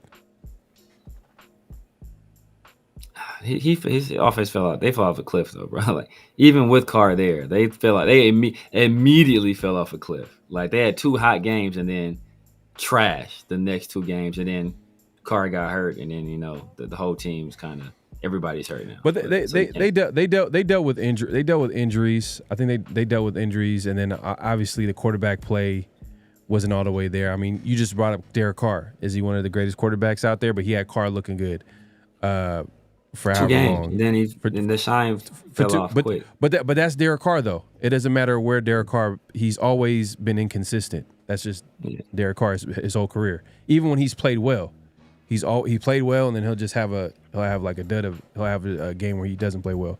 But we'll see how it looks with Spencer Rattler. But Clint Kubiak, I think, could be available. That could be an option.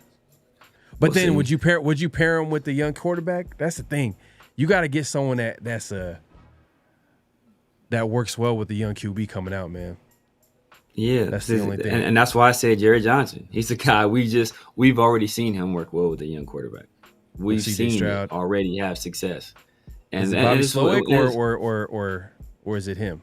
Bobby Slowick is going to be a head coach, so he's not. No, what I'm saying is it more to do with Bobby Slowick, or is it because Bobby Slowick is a former QB coach who's an OC for Texans. Obviously, he had some head coaching interviews last offseason.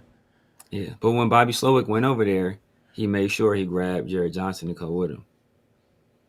So that tells me, like he respects what this guy brings to the table. So, we'll see. We'll see. Black Sales Sports Tigers from earlier. He said he's a wide receiver coach. Wes Welker. He's a wide receiver coach for. So y'all going for big swings, man. Y'all taking some risks, being aggressive and going after like some guys, some assistant coaches, and projecting them to be offensive coordinators. But if they ball out, there is that risk where they leave after 1 year. Exactly. Which sucks, you know what I mean? Like that's the only thing. Like I would want a OC to be, especially in a situation where the head coach is a defensive-minded coach. You'd want that OC to be there for a while so he can develop that quarterback. Tua looked bad before the concussion this season. Yeah, no facts. But hey, let's bring it back to another notable quotable. Do you want to give the preview for that? The intro for that? This one is just AP and his presser on Monday, just talking about the two biggest things that basically killed this offense besides Gardner Minshew, and that's penalties and turnovers. Penalties and turnovers is something that has been rinse and repeat the last 3 weeks, but it's been a focus that you wanted to make sure did not happen. Right. How surprised are you that on your watch this is happening consistently, I should say? Yeah, the penalties, especially pre-snap, I always worry about everything that happens before and after the play. In between the play, that's football. You got to work on technique, get better in that sense. The turnovers, that's it's being careful with the football. That's either throwing interceptions. We've had 10 in the last 3 weeks. 7 interceptions and 3 fumbles, right? We talk about ball security. We do them in every drill to start practice. And then obviously at the quarterback play, we got to make the better decisions. Penalties and turnovers is something. Yeah, I mean, for a while now under AP, and I guess you can even say under McDaniels too, last season, like the Raiders have been one of those teams where they don't look like the old Raiders in the past where they're getting like penalties left and right. You know what I mean? They've been kind of like leading the league with not getting penalties, but it kind of has creeped up as of late, is getting penalties, especially in the wrong moments. Times turnovers has been huge. Whether it's fumbling the ball, obviously Minshew is a big part of that. Last game, I mean, it is what it is, man. It's just that's pretty much been the story of the season, because I believe the Raiders, the turnover differential is crazy. I think it's worse in the NFL. They're worse in the NFL, and that stat literally is a good indicator if you're a good team or not. If you're turning the ball over more than you're taking the ball away, you're most likely gonna be losing a lot of games, man. Bosco said F the season when he got hired. Hey, man, it looks like it.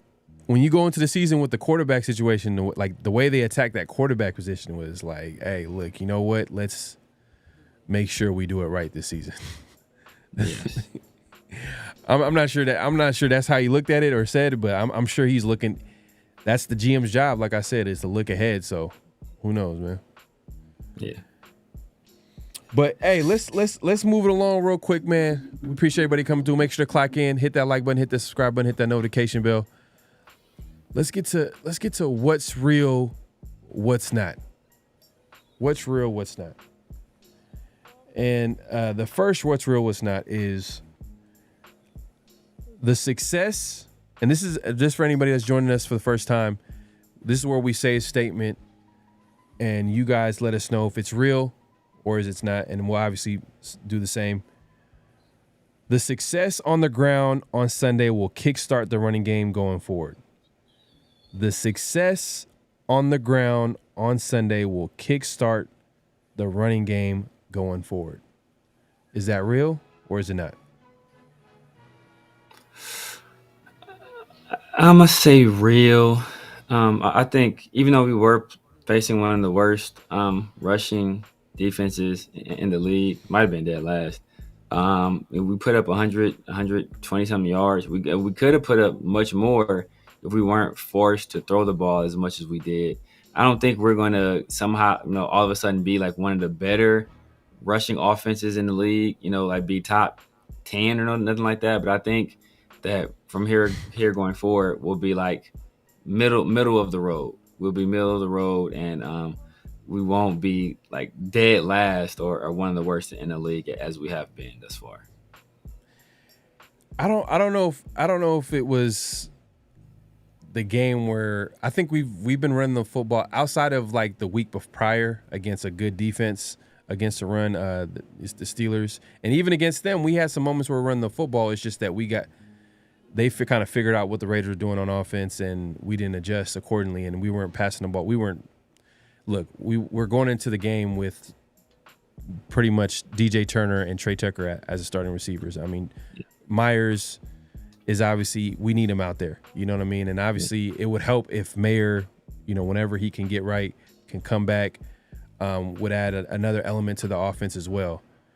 Yeah. But I think I'm hoping I'm gonna say it's real just because we've seen 2 out of the 3 or 3 out of 3 where we went up 3 out of the last 4 or 2 out of the last 3 where the Raiders have broken the 100-yard mark as a team rushing the football. Yeah. So yeah, I'm hoping so. I mean, that was the goal before the season started because we knew what the quarterback room looked like. And we thought that Zamir White would look better than what he has. We didn't think Madison was going to be a guy that got a whole lot of carries, and Madison looks like the better running back right now. Zamir looked better on Sunday, but we'll see. Let's see what people are saying in the chat, man. Real quick, let's see. No talent in the running back room. Yeah, no, hey, I'm not gonna lie. That we gotta find a way to upgrade that position. Yeah. John, he says false. John says false.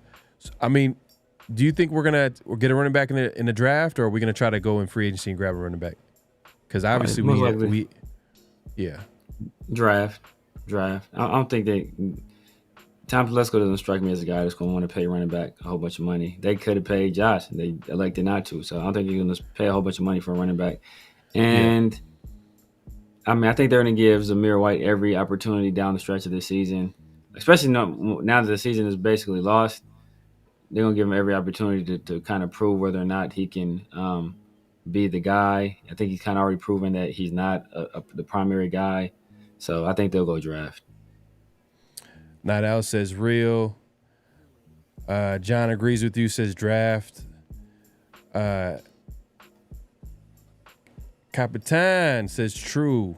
Alexander Madison's the only one who worked very hard in vision and speed. Like, hey, man, hey, my guy, Capitan, he's a big believer in Madison. Yeah. And he had a touchdown, too. Like we talked about earlier. He had that touchdown on the screen, man, if it wasn't for Minshew, so. Yeah. Hey, Madison, you know what? I give credit to Telesco there. That's solid signing. That was a good signing. That was a solid signing. All right, so let's move it on to the next what's real, what's not, real quick. Considering where he was picked, DJ Glaze is the best pick the Raiders had in this year's previous draft. Repeat it. Considering where he was picked, DJ Glaze is the best pick the Raiders had in the previous draft. Is that real or is it not? It's not real, but I think it's closer than people will consider. I mean, obviously, Brock Bowers has been, a revelation. Part of that is because he's kind of had to be because we ain't got no wide receivers.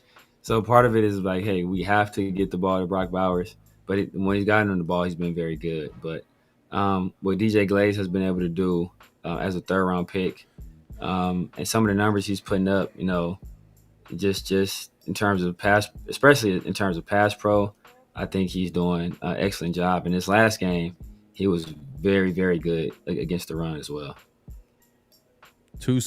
John said too soon to tell. I'm gonna tell you right now, man. Come on, man. It's Brock Bowers, man. He's definitely the best pick in this draft. It's not even close. Yeah. And that's not even a shot at the draft class. It's just that speaks more to how great Bowers has been playing so far this season, and he's literally hitting historic numbers, like as a tight end. So when you start doing that, you got to give it to Brock Bowers. DJ Glaze has been a nice surprise, like been solid so far. Shout out to Telesco, that's a great pick. JPJ, we like what we've seen from him too. We just need to stay healthy. So far, the draft, man, it looks pretty solid. Dylan Lobby, I hope to see him get some carries this season. I know he's kind of struggled when he got in there. He got that fumble, and they never went back to him. But I think they should give him an opportunity. Like, hey, we gotta see if he's any good. Like, give him the opportunity to see. Like, if he's not any good, then he's not gonna be on his team for that long. So let's just figure it out. Daniel Kim says Glaze has been a great pick so far. Bowers was a steal at number 12 for immediate return. Yeah, exactly. For immediate return, and he's 21 years old. Yeah, this dude's so gonna is be Glaze good. though. Yeah, so is Glaze. So yeah, man. And I think Glaze might have been the highest rated player. For any PFF guys, I think he might have been the highest rated player on offense this past weekend. Yeah, and if you look at his numbers, we look at this past draft, a lot of people thought that the Chargers would take Brock Bowers because they traded away all their offensive weapons, and instead they chose to take Joe Alt. You look at this last week and a few weeks, look at like PFF grades for rookie tackles, and DJ Glaze has been better than Joe Alt. So I'm not saying he's going to be a better player than him, but he has been a very good pickup for a third round pick. If we're focused on positivity, man, the Raiders they had a good draft.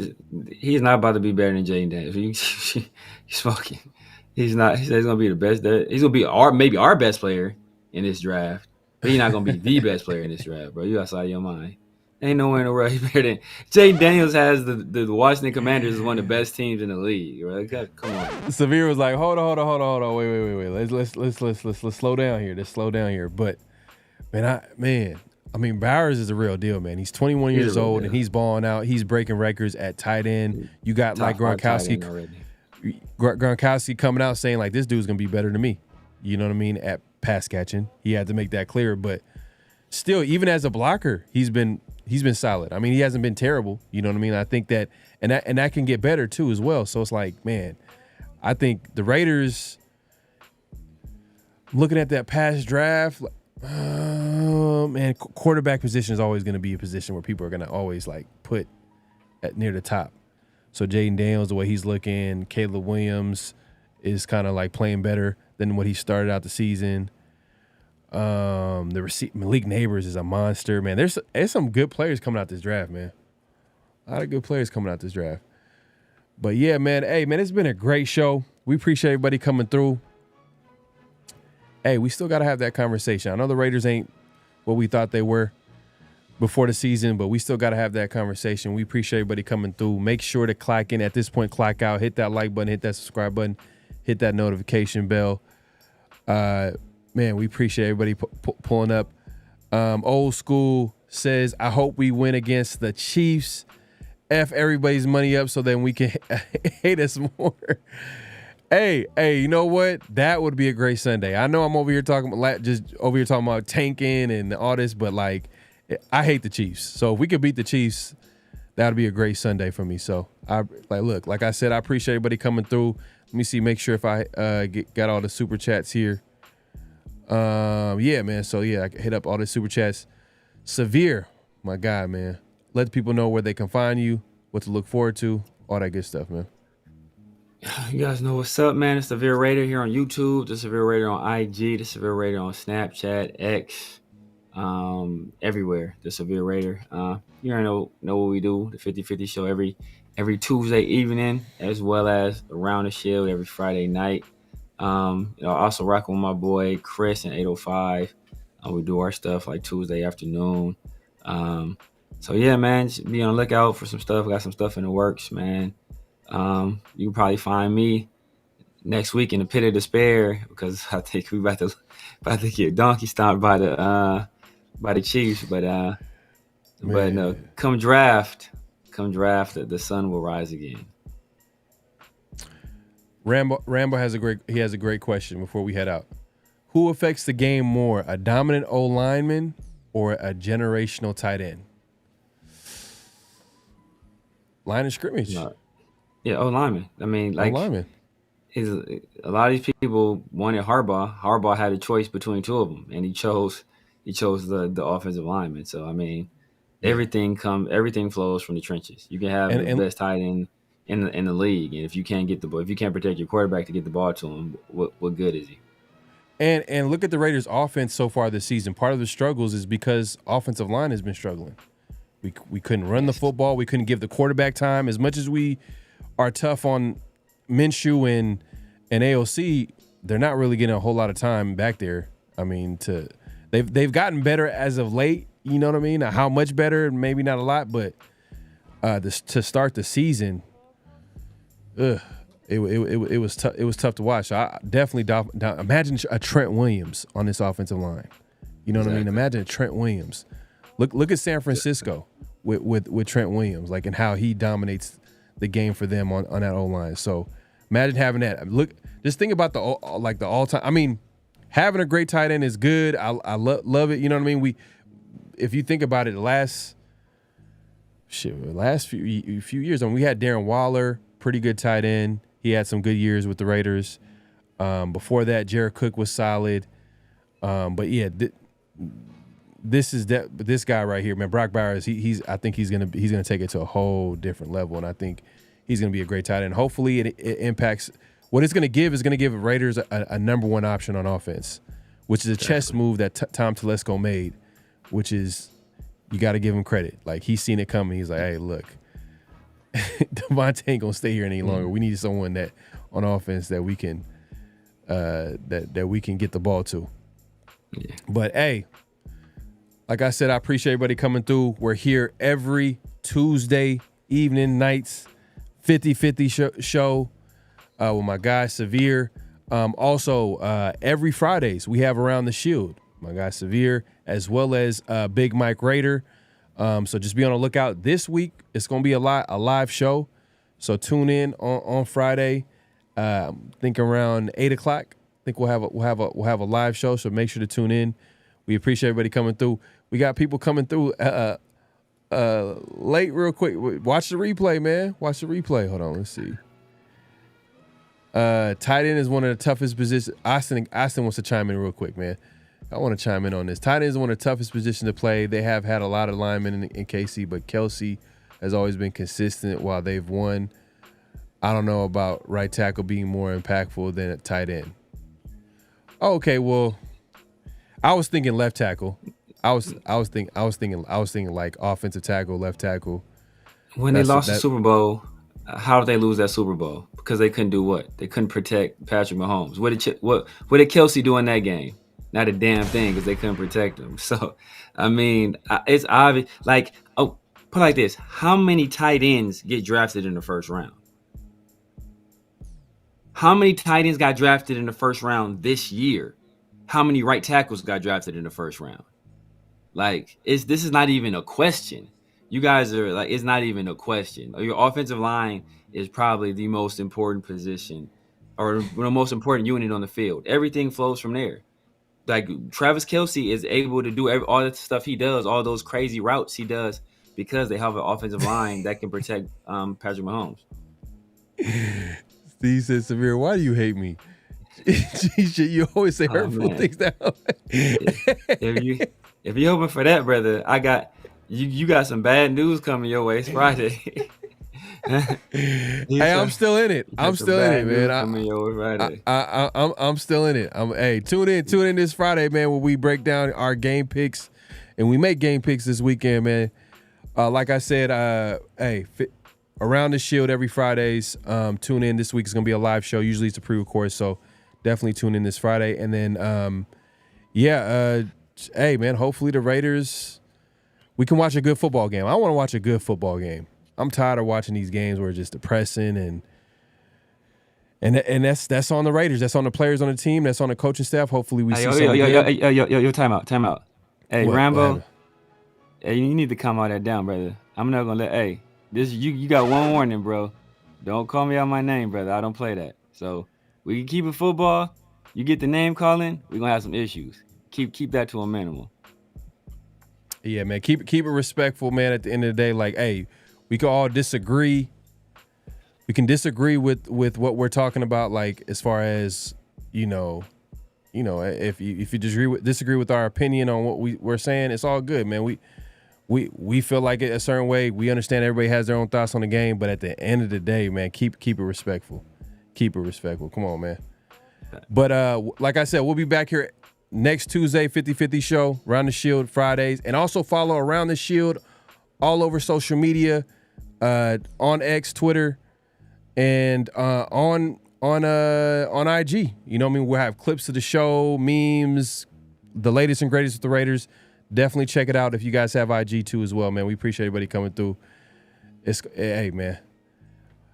Hopefully the Raiders get it done this week, man. Hopefully the Raiders get it done, man. But any last thoughts before we head out? Nah, man, that's it, man. Look, I'm hoping for a competitive game, and we keep our draft position. That's all I'm gonna say. Competitive game, okay, that's fair, man. Hopefully, hey, man, I'm hoping right now. I think the Raiders are number 6. They're like projected to pick number 6 overall. So top 10. All right, y'all, man. We'll see y'all next week or later this week. All right, peace. Just win, baby. Hello? You play to win the game. You don't play to just play it.